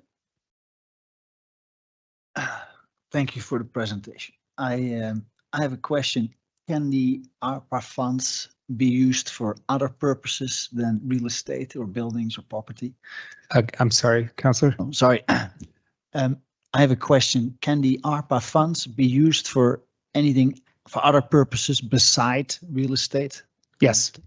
Can you elaborate on what? There are multiple uses for the ARPA funds. These funds specifically were earmarked internally for affordable housing, but there are various uses for those ARPA funds.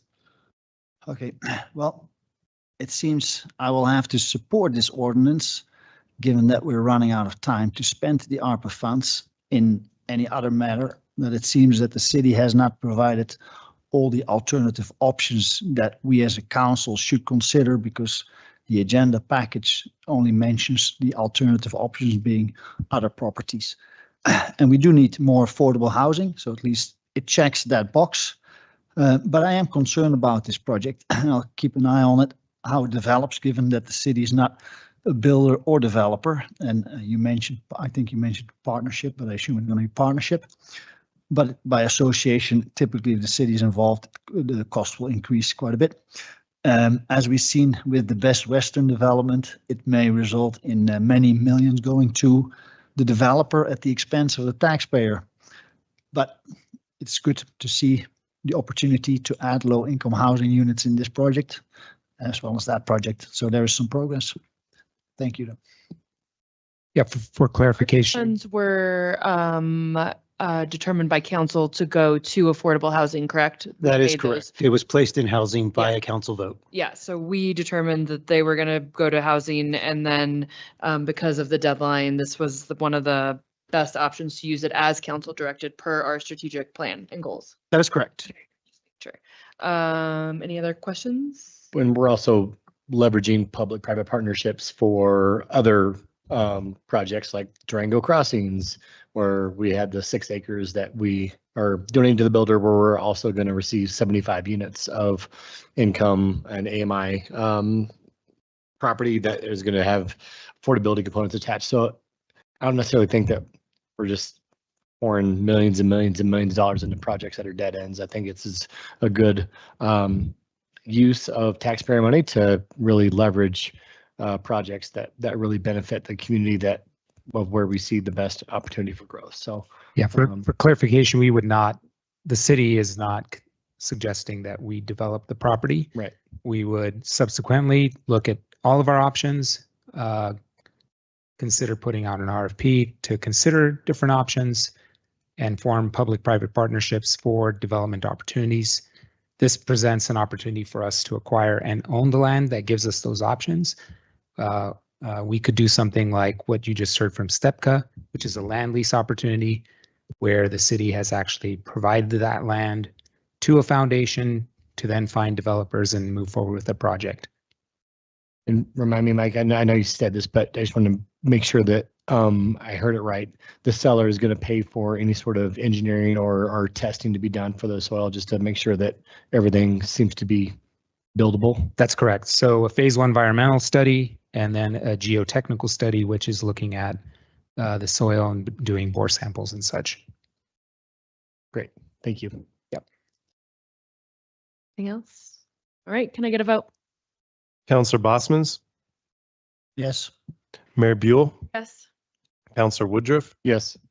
Mayor Pro Tem Yazzie, Yes. and Counselor Youssef. Yes. Great, thank you.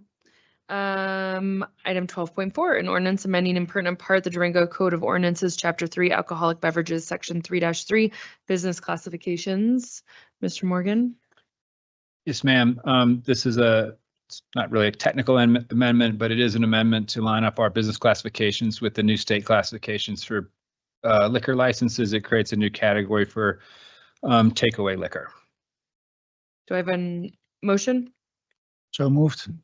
I'll second. Council discussion? Let's have a vote. Mayor Buell, Yes. Counselor Youssef, Yes. Counselor Bosmans, Yes. Counselor Woodruff, Yes. and Mayor Pro Tem Yazzie. Yes. Item 12.5, an ordinance amending in pertinent part the Durango Code of Ordinances, Chapter 23, Taxation, Article 2, Sales and Use Tax, Section 23-16, words and phrases defined. Yes, Madam Mayor, again, this is aligning us with the state. This is the part of the packet that made it heavy because I think it's 50-something pages of definitions that the state changed under the tax code, and we are just lining up our code with the same definitions. Do I have a motion? So moved. I'll second. Council discussion? Can I get a vote? Counselor Youssef, Yes. Mayor Pro Tem Yazzie, Yes. Counselor Woodruff, Yes. Mayor Buell, Yes. and Counselor Bosman's. Yes. 12.6, an ordinance amending in pertinent part the Durango Code of Ordinances, Chapter 1, General Provisions, Section 1-2, Definitions, Rules of Construction. Yes, Mayor, this is one of those technical amendments that's been recommended by the outside counsel that works with Municode. It just is a restructuring of technical parts of the construction of the code. Do I have a motion? So moved. A second. Do we have council discussion? Can I get a vote? Mayor Pro Tem Yazzie, Yes. Counselor Woodruff, Yes. Counselor Youssef, Yes. Counselor Bosman's, Yes. and Mayor Buell. Yes. Item 12.7, an ordinance approving the sale of 209 West College Drive to the Durango and Silverton Narrow Gauge Railroad Company. We have a presentation by Mr. Martin. This is not a technical amendment, and Mr. Martin has a presentation. Good evening, Mayor and City Council. Jim Martin with the City Attorney's Office. Thank you for the opportunity. And this is the first consideration of the ordinance approving the sale of 209 West College Drive to the Durango and Silverton Narrow Gauge Railroad. And this aligns with the strategic goal of reliable infrastructure and community connectivity.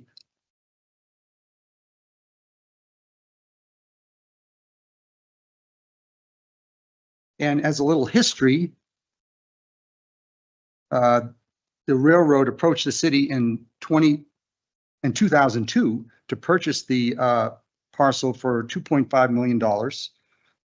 And since that time, the railroad has been leasing the parking lot for approximately $100,000 per year. And in September 2023, the council met an executive session, and the city manager was directed to negotiate the sale of the parcel back to the railroad.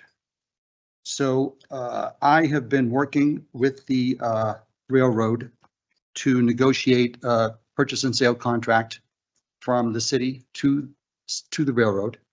So we've been working on the details of that. An issue that is out there for some consideration was it's called the right of first refusal, and the railroad had a right of first refusal as part of the initial transaction in 2002.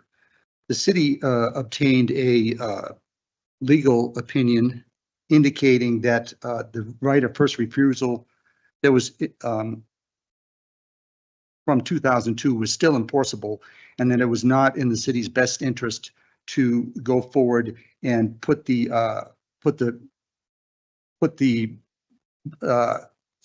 parcel out for sale or put it out for bid, and that it was best for the city to go forward and sell it back to the railroad. So another issue that has been out there and that I know Sarah Hill has spoken about is that how have the parking fees fit into the purchase of the parcel and then the sale back to the railroad. And to summarize, what has happened is that the general funds were used to purchase the parking lot back in 2002. No fee in lieu fees were used to purchase the lot, and all fee in lieu revenue was tracked and accounted for and not collected since 2014. And I'm not that familiar with that. Ms. Hill could speak to that more if there were more questions about that. But getting back to the contract, which we have negotiated. The key provisions of the contract are that it's for $4.375 million. The closing date is at the mutual agreement of the parties. The railroad will build a new welcome sign. It will provide landscape screening, and it will develop the lot into a multi-use development. And the contract was signed by the railroad on 11/13/24. So they are ready to go and ready to complete the transaction.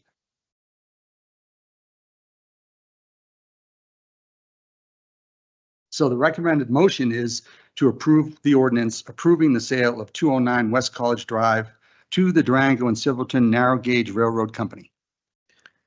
And before you get a motion on the floor, I'll go ahead and answer a couple of the questions that were brought up in the public comment. Is it required there be a public bidding or a public offering of the property? The answer is no. The legal obligation is to sell it for fair market value. One of the questions was, how did we come to the purchase price? There were two independent appraisals done, one done by the city, one done by the railroad. Those differed and we met in the middle essentially. But it's really more to our side because we got the concessions that Jim just went over in the presentation. The county number is difficult to explain to the general public because it sounds like it's a true market value number, but it's not. They only appraise property every 2 years. They use a formula. I mean, they're handicapped by the number of properties they're responsible for putting numbers on. As an example, I bought property in Durango. The city values it at half of what not the city, the county assessor values it at half of what I paid for it. So those numbers are just inconsistent and not reliable. And it's been the staff's advice to rely on the professional appraisers that were done and the negotiations that happened after it. How do you ensure the obligation?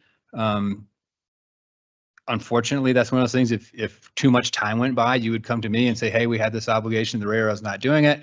Why don't you get some help from the courts? And so we would file some type of action with the courts to enforce that obligation against the railroad, although we don't believe that to be an issue here because the railroad has been very amenable to that obligation throughout the negotiations. There's a fourth question about a third party sale and the obligations of the agreement 22 years ago. I can tell you the law has changed in those 22 years. There is a court cases out there that when you evaluate them in the light of the agreement that was signed 22 years ago, certain provisions are not enforceable, but there are provisions of the contract that were enforceable, which basically would put the city on the hook for money damages to the railroad if we were to sell to a third party. When we did an evaluation of those money damages to the railroad, they were exponentially expensive. They would be able to go into court and say that our money damages are the losses of ridership on the railroad because we no longer have the ability to park people. So that's kind of a quick summation of some of the meetings we've had and answering some of the questions tonight. And again, we ask for that motion to approve the ordinance. Absolutely. And if we could, Jim, could you just go back to the parcel map?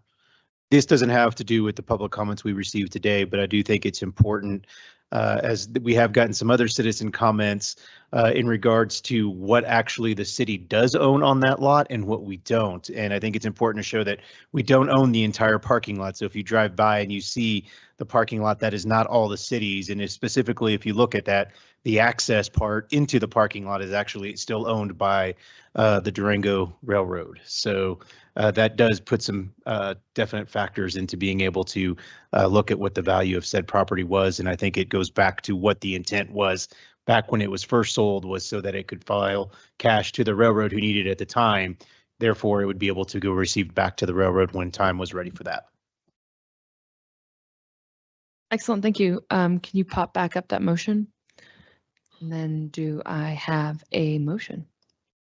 I move to approve an ordinance approving the sale of 209 West College Drive to the Durango and Silverton Narrow Gauge Railroad Company. A second. Council discussion. Yeah, go ahead. Yes, I have a couple comments here. Okay, 2002 was a long time ago, and the Missionary Ridge fire really put a damper on a lot of businesses here in Durango after the catastrophe that happened up here.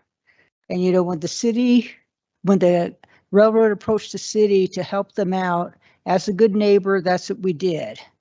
And now, what, 20 years later, you know, we're at the point where we can get this property back to the railroad and finish up our good neighbor deal. So I know there's a lot of talk about we could probably make some more money on this or whatever, but you got to look at the fact that we don't have any egress or any access to the road. This property was designed to be sold back to the railroad in the beginning. So I fully support the process of letting the railroad get the property back and we get the cash for transportation. Thank you. I will vote against this, and I had provided my comments during the previous meeting on November 5th, which is recorded, and anybody interested can listen to that or contact me directly. Kind of echoing what Mayor Pro Tem Yazzie said, you know, we entered in a good faith agreement, and I think that it is imperative that we as a council honor that agreement, that we act in good faith, that we're, you know, being neighborly and doing the right thing. You know, I went to the Chamber of Commerce meeting this morning, and I presented the chamber. I was like, hey, you know, here's, you know, kind of, they weren't, you know, they weren't completely clueless about what was going on. They were privy to what was going on in terms of the sale back. And we went into, you know, the data that the Fort Lewis College's students provided literally just a little bit ago. And I provided some of that data, you know, 56% of people are using transportation almost daily to get to work. 27% of those people are using that to get to their hotel, restaurant, and service jobs. And when I spoke to how important that transportation was to our economy, we talk about affordability a lot in Durango. We talk about childcare, we talk about housing. We don't always talk about transportation and how imperative this is. The average car price right now is just a freckle under $50,000. When you factor in how much that car payment is, it's roughly $800 a month for a 5-year loan. That is out of a lot of people's attainability for being able to provide transportation for themselves and their family. And when I spoke about these things to the Chamber of Commerce, and overwhelming majority said it is important that we ensure a lifeline to the transportation department so we don't cut services, we don't cut routes. And they overwhelmingly agreed that we should continue to provide transportation to community members. And I seem to also reflect a lot of those same sentiments, that we don't disenfranchise the 75% of people that are making less than $50,000 a year that utilize transportation almost on a daily basis. So I think it's important that we provide transportation services, and this will give a 2-year lifeline to be able to hopefully find a more sustainable funding mechanism for transportation. So this is a much needed boost that the transportation department needs, and hopefully we can try to find a more sustainable solution leading down the road. Thank you for all your hard work on it. Thank you. Appreciate it. Melissa, do you have anything? Yeah, I appreciate everyone's comments, Mayor Pro Tem Yazzie and Councilor Woodruff. I think that also historically on this one, you know, we've been all across the board on this. We also considered placing the fire station here at one point, and in the end that didn't work out. And people need to realize that this is a very small piece of land, which does have, like Councilor Mayor Pro Tem Yazzie said, egress issues and access issues. We don't own that entire area. And even in the end, the fire station said that this was not their preferred lot. They needed larger space. So I echo the comments that council has made. I appreciate staff's hard work on getting to a place where we can work with the train on this. They are a good partner for our community, and I think that we've arrived at a good spot. Funding transportation is extremely important, so I will be supporting this. Thank you. Thank you. All right, can I get a vote? Councilor Bosmans, No. Mayor Buell, Yes. Councillor Woodruff, Yes. Mayor Pro Tem Yazzie, Yes. and Councillor Youssef. Yes. All right, 12.8, an ordinance appropriating sums of money to the various funds and spending agencies for operating expenditures for the city of Durango, Colorado for the 2025 budget year submitted by Finance. Devin is actually virtual online. She has been sick this week with a fever, so please have some understanding for her doing this virtually.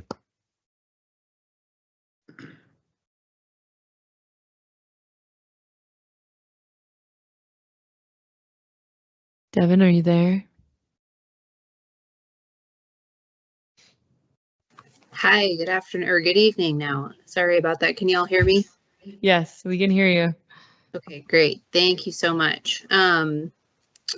So this is the 2025 City of Durango budget first consideration for the operating and the capital budget. We'll have two separate considerations for council this evening. And Tom, are you able to advance the slides for me, or can I take control? Just let me know when to advance. Okay, go for it. So this ordinance and request does align with our mission, vision, and values. And this will be appropriating the sums of money to the various funds for the spending agencies for operating ordinance and the capital ordinance, setting the expenditures for the city of Durango, Colorado for the 2025 budget year. So this is the timeline and the amount of input available for the budget process. This does not include all of the behind the scenes efforts by each city department that really occurs starting in May and continues through the first reading this evening.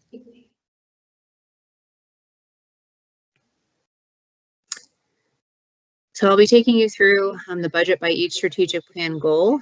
This approach allows us to align our resources directly with the results we aim to achieve. And by organizing our budget at a service level where we can ensure that every dollar spent is tied to the city's prioritized results and outcomes as defined in our strategic plan. This method enhances our transparency and focuses on our efforts and measurable impacts that directly benefit our community and council priorities.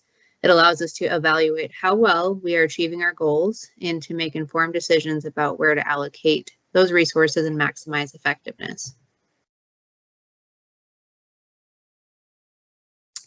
So as we look ahead to fiscal year 2025, our priorities are strategically focused on several key initiatives within organizational stewardship.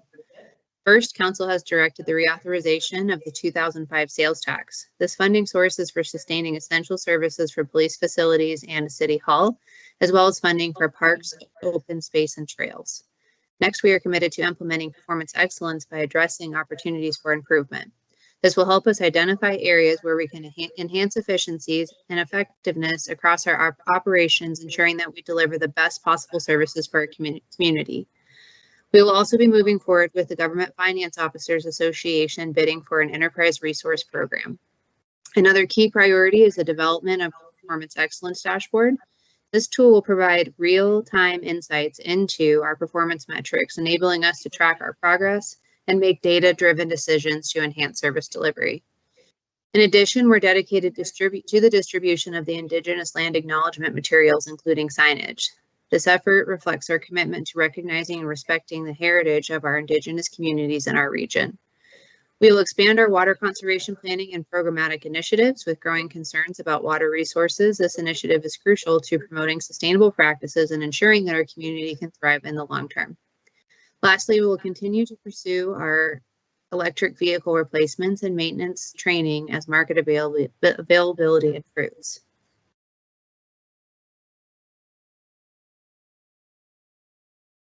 In innovative housing and economic development, in order to address the key critical need for affordable housing, we must foster partnerships that combine public and private sector strengths. The key priority is to identify and leverage opportunities for these P3s to create additional housing inventory that is affordable, sustainable, and responsive to the community needs. Simultaneously, we will seek out diverse grant funding sources that can supplement our local efforts, including state and federal programs to provide financial support for housing development. Supporting both rental and ownership assistance programs remain a cornerstone of our strategy. These programs will continue to provide critical financial assistance to low and moderate income individuals and families, helping them find and maintain stable housing. Recognizing the importance of inclusivity in our economic development efforts, we will continue to support Bilingual Business Navigator. By engaging with the development community and the public, it is essential to our understandings, their needs, and their priorities of ongoing customer engagements and efforts. This will be a core of our strategy, ensuring that both developers and residents have a voice in shaping the future of Durango. And finally, we will begin the process of reviewing and updating the city's comprehensive plan along with other relevant planning documents. These updates will provide clear guidance on growth, development expectations, ensuring that Durango's expansion is sustainable, well-planned, and reflective of the community's values and aspirations. By taking a proactive approach to planning, we can ensure that Durango remains a place that residents and visitors will continue to cherish for years to come. One of our top priorities is ensuring the safety and well-being of our community. We are committed to reducing traffic crashes, violence, property theft, and nuisance crimes through strategic partnerships with local organizations, businesses, and residents. By fostering collaboration, we can leverage resources and expertise to implement targeted interventions and crime prevention strategies that will have a lasting impacts. Durango's public spaces are a defining feature of our community, and we're dedicated to their continued stewardship, maintenance, and expansion. Key projects that align with this vision include the ongoing development of the Animas River Trail, which provides both recreational opportunities and vital connection throughout our city. We will continue to enhance and expand this beautiful trail, ensuring that it remains a key asset for residents. Additionally, we're excited to complete the improvements at Chapman Hill Ski Area. This project will bring new facilities and enhancements to one of our most beloved outdoor destinations. Our efforts will also focus on diversifying and expanding the range of programming and community events that enrich our quality of life, parks, and recreation. This includes offering new recreational activities, cultural events, and community gatherings that reflect diverse interests of Durango residents, making our city even more vibrant place to live, work, and play. Libraries are central to our educational, cultural, and social fabric of our community, and to further enhance the services offered by our library system, we will assess and explore alternative funding sources to expand our resources, improving programming and enhance service delivery. And in public safety, it's only as strong as our ability to respond quickly and effectively when emergencies arise. As part of our ongoing commitment to enhancing 911 operations, we will expand our quality assurance practices to ensure the highest standards of service delivery.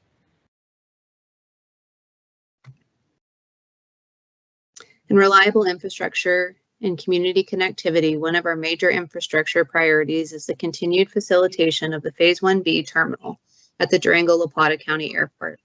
This expansion is critical to accommodating the growth and demand for air travel in our region, ensuring that the airport remains a key asset for both residents and visitors. The Durango Public Works infrastructure is the backbone of our city, supporting everything from wastewater and water to our roads and bridges and utilities. However, much of this infrastructure is aging and in need of significant upgrades. Our next major priority is developing a strategic approach to replacing and upgrading almost $800 million worth of infrastructure.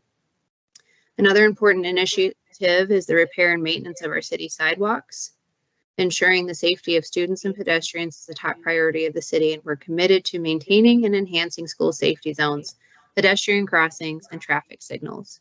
This includes regular inspections, maintenance of crosswalks, school zone signs, and traffic control devices to ensure they are optimal and working condition. Clear, consistent communication with the public is essential when it comes to the capital improvement projects and to ensure our community is well informed about the ongoing and upcoming infrastructure projects. We will expand our public information efforts. And as part of our commitment to enhancing transportation options, we will expand microtransit and on-demand transit services throughout the city. This will provide residents with greater flexibility and convenience, offering an affordable, efficient alternative to traditional public transit. As part of our broader vision for a more connected and sustainable city, we will implement and fund the multimodal capital improvement projects. And to further enhance the convenience of parking in Durango, we will implement a pay-by-cell option at parking meters. This modern payment method will allow users to pay for parking through their smartphones, making it easier for residents and visitors to find parking and pay securely without the need for coins or physical credit cards. An engaged and informed community is a strategic deliverable that will be evidenced by increased public access to information, improved transparency in our operations, and as part of our commitment to keeping the public informed and engaged, we will continue to strengthen the city's public information efforts. This includes expanding our outreach through news releases, videos, and social media, which play a critical role in increasing the number of views, impressions, and interactions with the public.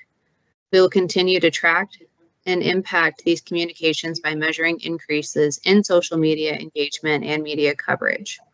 Our goal is to not only inform, but also involve the public into the decision-making process. This is a vital aspect to building trust with our residents and ensuring that they have access to the information they need to be active, informed, and participate in their local government. Building positive relationships with all members of the community, especially those from diverse backgrounds, is crucial for fostering an inclusive and connected community. We will enhance our community engagement efforts by implementing targeted outreach initiatives aimed at reaching a broad cross-sections of Durango residents. This includes using our tools like Engage Durango to solicit feedback, hosting public meetings, and making classroom or organizational visits to connect directly with community groups. Additionally, we'll develop a creative outreach program that resonates with different segments of the population by utilizing innovative methods such as interactive events, neighborhood canvassing, and our digital platforms. And finally, in our strategic workforce development, we are looking to increase our competitiveness by improving wages, benefits, and incentives through the compensation study. The creation of a robust onboarding and orientation program for new employees will be developed in 2025. Continuation of leveraging technology for human resources and risk initiatives, and enhancing our internship and mentorship programs and partnerships. We'll continue to develop and implement a workforce progression program in 2025.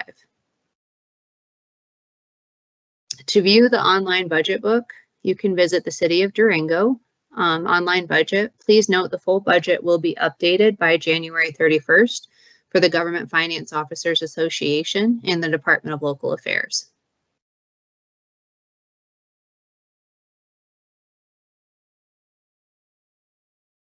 And this is a high-level combined summary noted as Exhibit A in the packet for operating funds. The budget is balanced, allowing for city operations and the services I had previously discussed to be accomplished, and continued the vision of a multi-generational community which is authentic, diverse, engaged, thriving, and environmentally responsible. This ordinance sets the maximum expenditures for each fund for the 2025 budget year.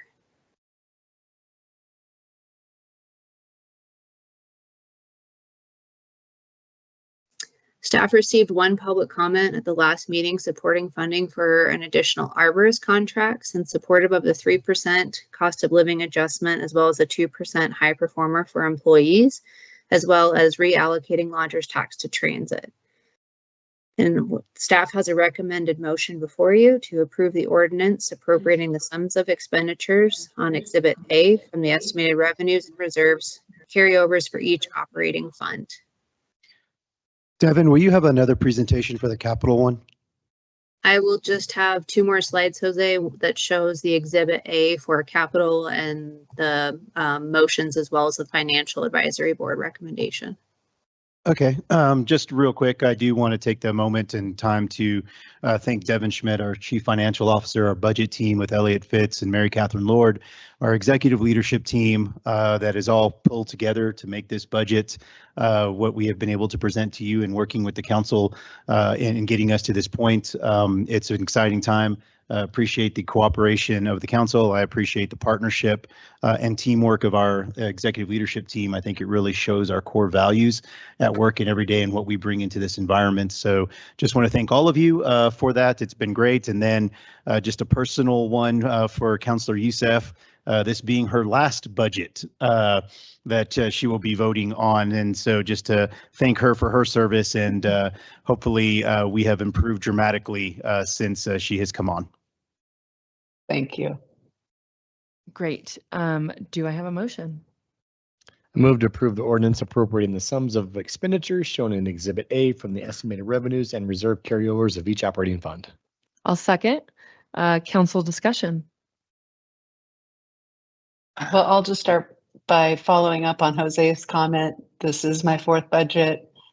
It has been a tremendous transformation, and I appreciate it. And I really appreciate all the hard work of the budget team. Thank you, Devin. I really appreciate how we tie our budget now to our strategic goals. It makes it's making a difference. It's helping us stay on track. It's helping us keep focused on our essential priorities, our top key objectives, such as housing and transportation. We are slowly addressing all of those issues that we've been trying to address over the years. And it's been fun to watch our progress. And I'm happy to I look forward to supporting this. I think you guys have done a great job, and it'll be, my 8th budget to approve. So thank you very much. Yeah, thank you for letting me speak here. I'll go over this budget. First of all, the city's financial condition is good. We have very high revenues and a very high fund balance of around 115 million, and the budget has many aspects that make sense. But I have voted against every budget year in the past years, and the comments I have made in prior years remain largely the same, and that's unfortunate. Instead of addressing the comments and making improvements on some basic items, such as the very high total fund balance, or high internal transfer, or high personnel cost, it seems that this information is simply removed from the budget document, so it's either not visible or not transparent or easily findable.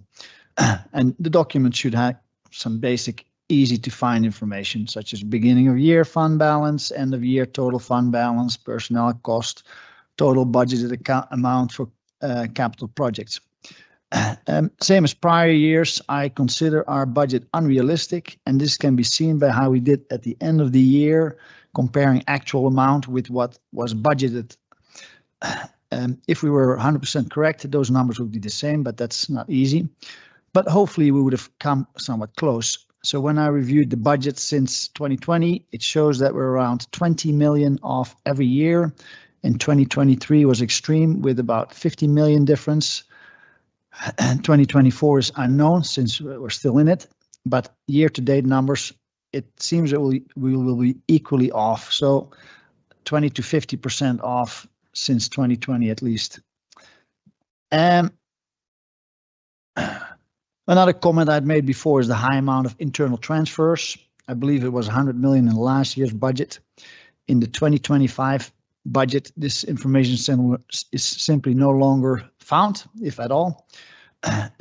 So it's difficult to see if we're making improvements. The same applies to citywide charges and services.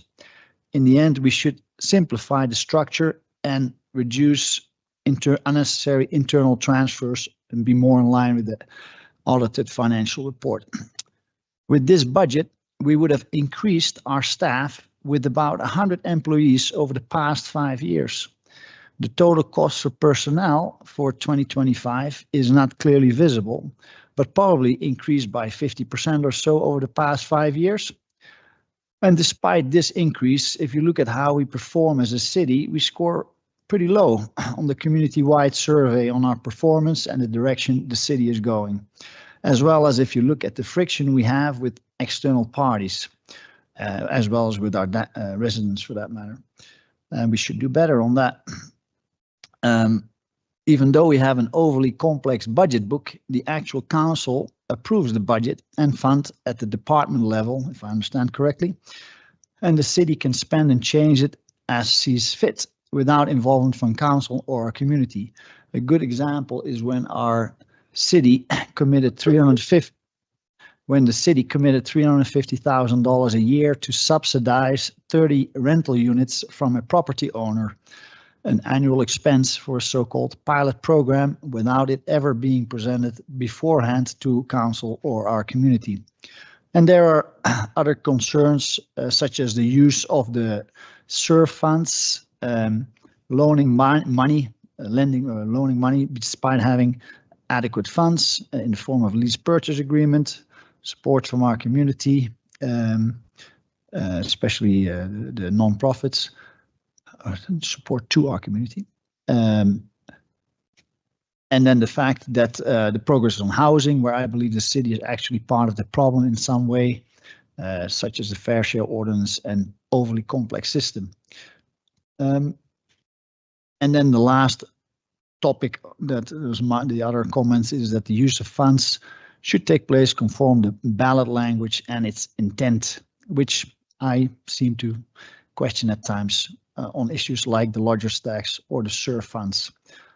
I'm leaving it at this point. I'll vote against this budget part, and I will make my other comments on the capital expenses part. Any other comments? Sure. First off, I'd like to commend the finance team for their hard work and tenacity in getting the budget to council on time and an easy to follow format. Your work does not go unnoticed by the majority of us, and I, for one, appreciate all that you do. The city and the team and the city have come a long way from the embezzlement scandal of 2019. The city manager's office and finance team have put in numerous safeguards in place to mitigate the chances of this happening again, and while doing so, have made financial reporting easier to access and thereby making the process more transparent for taxpayers.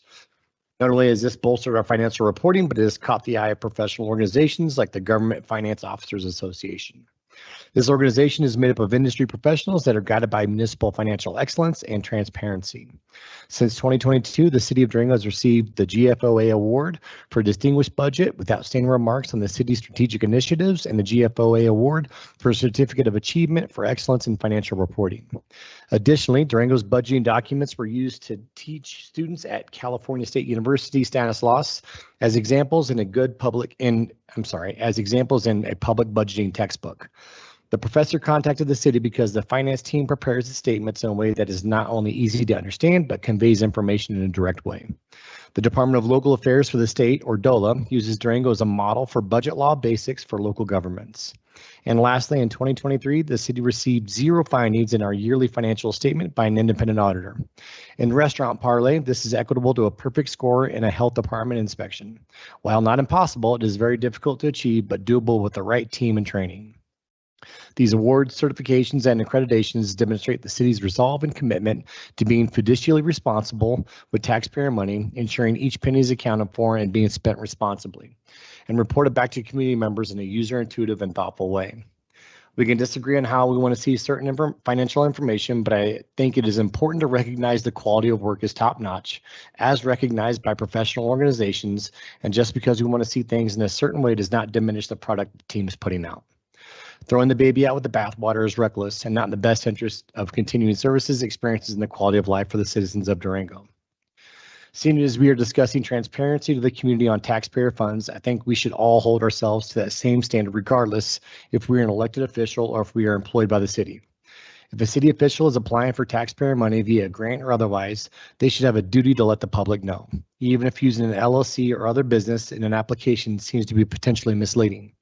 Public trust can be eroded by the perception of personally benefiting from taxpayer money without a duty to inform the community as an elected official, and when doing so, we need to be as transparent as possible in that regard. What we are doing as a city in the financial realm is exemplary, and my hat goes off to the finance team for all of their hard work. Well, I couldn't said it better myself. That was amazing. I concur with whatever you just said. Good job. Anything else? All right, can I get a vote? I actually was going to Oh. ask just a follow-up comment to Councillor Bosman's comments. I was wondering if Devin or Jose might want to discuss the fund balances and how we do our accounting and how those amounts are, if they're how they're restricted and how that works, just for the public information and for the record. Absolutely, if that's the will of the council. Yeah.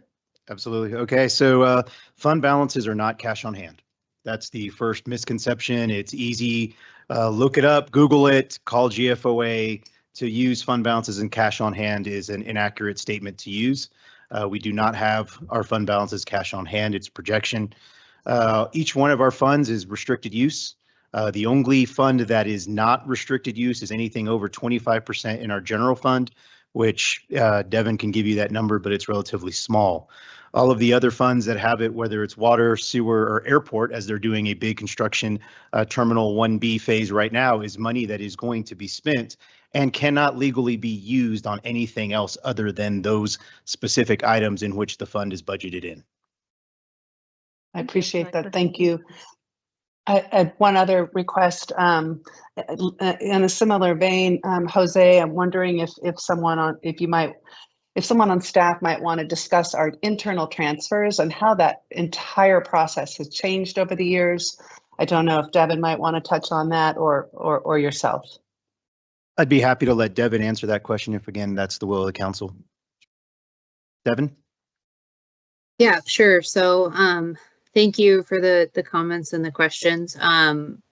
The charges or the inter-fund transfers, we worked with the auditors last year to change those in our annual comprehensive financial report to be charges for services. So within our SURF fund or our risk management fund, or within the self-insurance fund, the technology replacement fund, any of those internal service funds, each one of those is providing a service to the enterprise funds or to the general fund. So in order to change those, they really weren't truly classified as an inter-fund transfer. An inter-fund transfer would be an example of where you're just transferring funds. This is more of paying for a service that is being utilized by the internal service funds.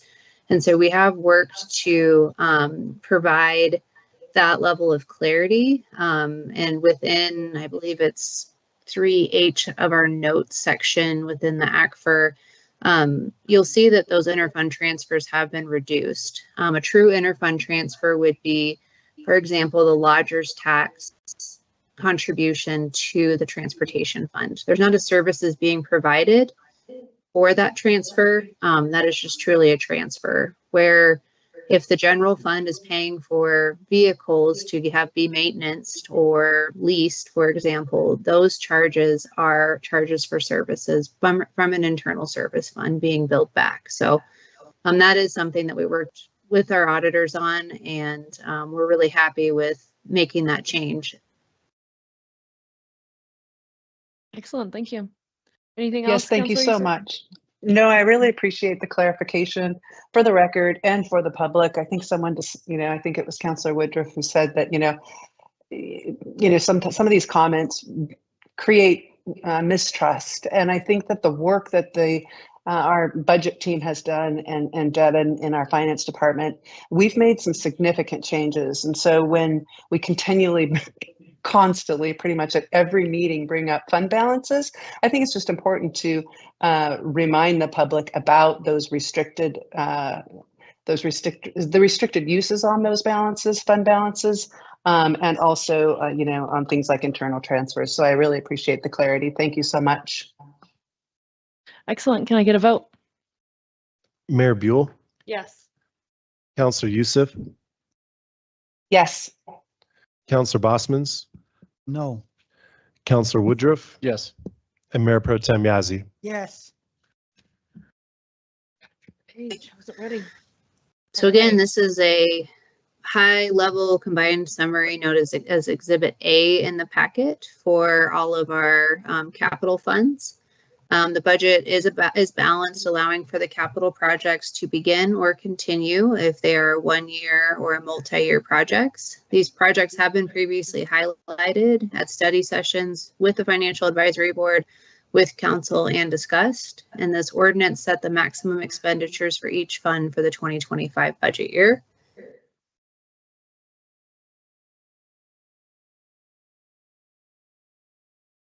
Okay, great. Do I have a motion? I move to approve the ordinance appropriating the sums of expenditures shown on Exhibit A from the estimated revenues and reserve carryovers of each capital fund. I will second. Council discussion? I'll continue on where I was left off. The reason why I won't support this budget, including the capital expenses. A key reason for the unrealistic budget is associated with capital projects which are very unrealistic. Looking at prior years, factually, if we exclude the capital intensive airport projects, we typically complete about 25% of what we budget for. So this year, for example, we completed year to date 24 million out of 103 million in the amended budget based on OpenGov, the city website for finances. So for the 2025 budget, it includes 85 million in capital projects. And probably the number is higher because I believe some projects are reported elsewhere in the budget, not under the capital projects list, but either way, whether it's 85 or 100 million, it is significantly above what we even came close to achieving any year in the last many years. By committing money to capital projects that do not take place, we are limiting progress on other projects that could take place but have no funding. There are numerous capital projects that I do not support, and we have a significant amount of studies for projects that likely will not proceed, which in my opinion causes many millions of unnecessary expenditures on top of delays and dissatisfaction in our community. Capital projects are prioritized by staff with no or limited feedback from our community, council, or advisory boards. I think our community wants some projects prioritized, such as basic infrastructure, maintenance, Smart 160, Animas River Trail, connectivity, and we have sufficient funds available. While other projects need more scrutiny before we incur expenses. A good example would be Durango Next Steps, where the last time I looked, and this is several weeks ago, we had either budgeted and approved or incurred expenses up to 1.8 million based on OpenGov. My last comment will be that the bottom line is that we live in a beautiful area. We have fantastic community and staff. We have a great financial position. The budget has not improved. It's not very clear and transparent in parts. It's not realistic and has expenditures that our community does not seem to support. We can and should do better on the budget, on the actual execution, and on the direction we are going. Mayor and Council, Devin Schmidt didn't get to finish, but I do want to point out the Financial Advisory Board, which is a citizen-appointed board by the City Council, does unanimously recommend the approval of the capital budgets that you see listed there. And I do think that's important because that does show the community support in us going to a council-appointed board that shows transparency in which we've had to be able to take public comments at those areas. Great. I'd like to comment on that No, for you 3 don't get minutes. a comment, right? Not at 3 this moment. minutes? Every other counselor can comment for 5 Okay, minutes, after. and then you Sorry. can comment for 3 minutes. Yeah. You said all you said. I mean, I want to hear that speech again. It was so good. Yes, go ahead.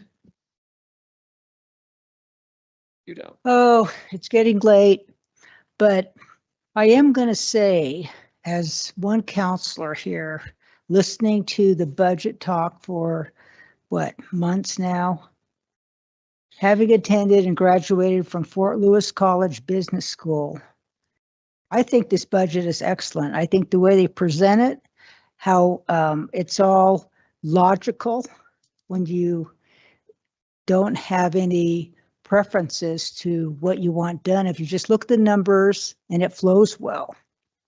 And I actually do resent the fact that Olivier Bozeman puts out their bad information. It would be best if you just didn't say anything, because now I'm going to get calls about the budget's not right when I'm telling the public the budget is fine. Thank you. Counselor Youssef, do you have anything to add? No, I think I'm good this time. Thank you so much. But I appreciate everybody's hard work. And I do think it has been a very good process the last couple of months. I would agree with Mayor Pro Tem Yazzie. Thank you. Yeah, I want to thank Devin and her whole team for their efforts on this budget. It is so well put together. Being tied to our strategic plan and our goals really just makes it easy to follow. It's been exhausting to listen. It's our job as a city councilor, like one of the main jobs that we run for and advocate for is to help and pass a city budget. And it's sad that you haven't been able to get behind one in your 3 years on council, and you keep on saying false information, and 3 years of essentially monkey math is what's getting thrown out to the public. And it is pretty exhausting and unfortunate that our citizens are subject to such lies, to be honest. And our entire capital improvement plan and projects are prioritized by not only master plans, but plans that our community boards have put in place prior to this year, and now the financial advisory board. You just constantly have to bring up digs to make people like hang on to things that aren't even relevant anymore. We stopped spending. You throw out $1 million we spent on Next Steps project. Almost all of that was in grant funding. You don't mention that when you're talking about it. Like, you mention things to get people mad and riled up because you're a conspiracy theorist, and it's so unfortunate that we don't have someone behind the city and behind the staff to raise them up and make them a better team. It's so sad, and I'm just so glad I'm surrounded by 3 other counselors that actually believe in this team and believe in this budget and support our staff and can move forward. So thank you. So just to clarify, the information comes out of OpenGov, and I do trust what is put on OpenGov. It's a city website with financial information, and if people do their homework, it's very easy to trace back all the numbers I say, and I'd be happy to tell anybody in our community who's willing to listen. And I agree, the budget document is a very nice looking document. The content is just not very. Anyway. Just because you don't agree with something doesn't mean it's the contents is wrong. I have 3 minutes. I can say whatever I want. And OpenGov, I learned how to use it the week it came out. You struggled, and I think still struggle figuring out how to decipher the documents clearly. Can I get a vote?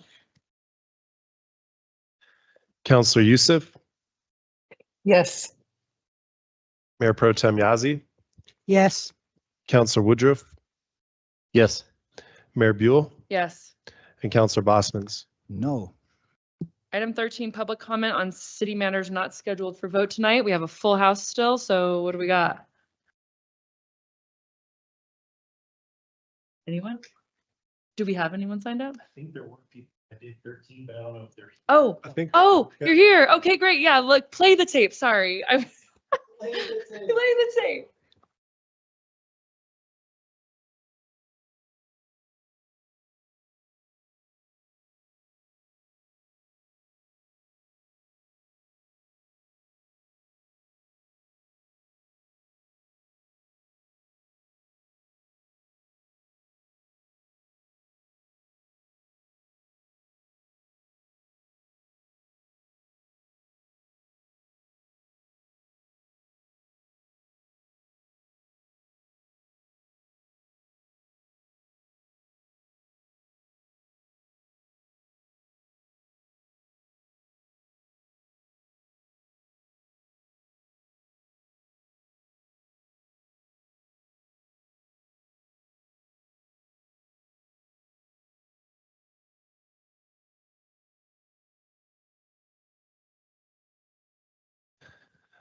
And so the first individual I have here is Ellie Morris. Hi, Ellie. Thanks for hanging out with us all night. Hope we put on a show for you. Representative Durango. I know we've been here for a really long time. Think how nice it would be if y'all had brought an apple as a snack, and you could take that apple core and put it in a compost bin right here in City Hall. Think how great it would be if the entire community had access to compost. It would be great for the city because it would extend the life of the landfill. And the statistics show that it would be 1.5 million to get a new landfill, but to support a community compost system would be a third of that. It would be very good for the budget. It's only $500,000. And that would fit with your goals for sustainability. I want to shift a little bit more towards some personal statistics. I want to share with you, don't get nervous, it's not 10 days of apple cores, but it is 10 days of my trash. This is my trash because I have a compost bucket that's about this same size, and I filled it up 3 times during those same 10 days. And I emptied it into the infamous table to compost green bucket and put it out. I also recognize that the compost itself is really good for the soil. It's good for the carbon. It sequesters carbon. It also keeps the methane from being emitted that would be in the landfill if all of my compost went in there. For me personally, it means I'm saving money. This is not one of those very large trash bags. It's less fossil fuel that I'm having to be responsible for. I do not have those chemicals that were produced somewhere in a really poor environment to make my trash not smell bad. And it is also a gift because compost is really the right thing to do. I stand here for the people that don't have the opportunity, they can't afford to participate in this full circle satisfaction of getting the riches from the earth and being able to give it back as a nutrient-rich soil. So I encourage you to implement a citywide, community-wide compost system for by 2026. In conclusion, a haiku for you. We all have choices. Composting is the new wave. What do you value? Thank you for making us smile at the end of a very long meeting and for hanging out with us. I don't know if you saw, but Marty, our sustainability manager, is giving an update on our compost efforts on December 3rd at the study session. There's no community comment, but just so you know.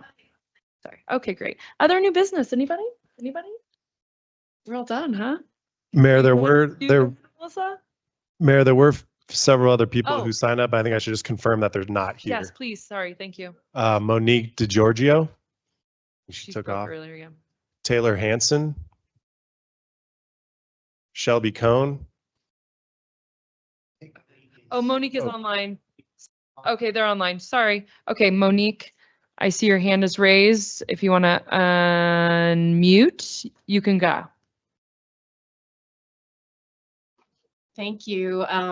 No video, huh? Okay, I should start talking. This is Monique DeGiorgio with Table to Farm Compost. I don't have a haiku for you. That was really exceptional at the end of a long meeting, but I wanted to just let you know, as you're hearing, that many of our customers and people in the community will be reaching out to you prior to this December 3rd study session. We did that because we're aware that during the study session, we can't make public comment. So we just thought it would be a good opportunity for you to hear from the community on the role of composting to meet the sustainability goals of the city of Durango. And to remind you, I know we'll be talking about this on December 3rd, but again, since there's not really opportunity for myself as a managing member or Taylor to comment, that we are in a public-private partnership that allows the city to take action. And taking action locally right now in terms of climate change is about the most important thing that we can do, just given what we'll be seeing at the federal level. And so we are asking the city to consider a financial contribution. Up until now, the public-private partnership has been the city. Basically, it's been a great partnership. Staff have been great, but promoting composting. But moving forward, what we saw in a market study that we basically launched with the city is that cost is a major issue for city residents. So some type of financial cost share would really help those that can't compost to compost. And so we're asking that you can consider that before the public-private partnership is done. And we basically have only a couple years left there. And if I can leave you not with a haiku, but a few staggering statistics. I think most of you know that rotting food in a landfill creates methane. Methane is a major greenhouse gas emitter. I think we have all forgotten maybe that we are actually in a methane hotspot in the Four Corners. And so, I mean, it's such a straightforward, easy thing for us to do is take organic waste out of that landfill that's going to cost us $1 million to expand and put it into the soil, where if I could show you all the farmers that are growing food with our compost, it's amazing. It's a circle. And so just wanted to really, you know, not hit you over the head with a lot of climate, you know, stuff, but seriously, methane in the landfill is a major issue. And the sustainability goals of the city of Durango have really not been front and center recently. And not only has the city got 15 seconds, not only have you agreed to sustainability goals, you've agreed to greenhouse gas emission goals. So I really hope that we can take some action at this December 3rd meeting, and thank you for all your service and thanks for listening to us tonight. Thank you. And then Shelby Cohn, maybe online.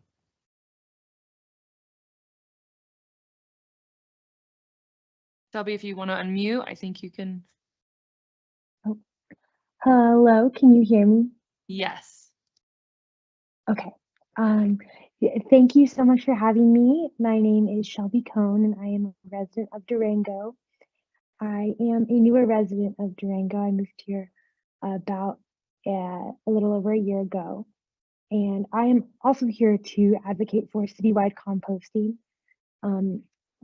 I bring like a young voice when speaking of this issue. I'm 25 years old, and I do agree with what's been said earlier about the comments of cost being a huge barrier to people being able to access composting. I've been to other cities and like Seattle, for example, and seen their citywide composting initiatives, and I've been super inspired. Like, people will do the easy thing if given the opportunity and the choice a lot of times. My family, they live in Denver right now. There is some municipal composting initiatives there as well. And when you make it easy, like we could do if we implemented citywide composting, people will often make that choice. And I think it's just a matter of putting the infrastructure in place. So I am very much in favor of doing the citywide composting. It's been an honor to meet with the owners of Table to Farm, and I'm very inspired by what they do. My work in Durango also works to reduce food waste. I own a small business that is centered around that. And I really do hope that at the December 3rd study session that we can agree to move forward with such an initiative that would create a more sustainable path forward for our community. Thank you. So I wanted to confirm Taylor Hanson is not here in person. It doesn't look like Taylor's online. Okay. And the next individual is Kip Koso. Not in person, not raising their hand online.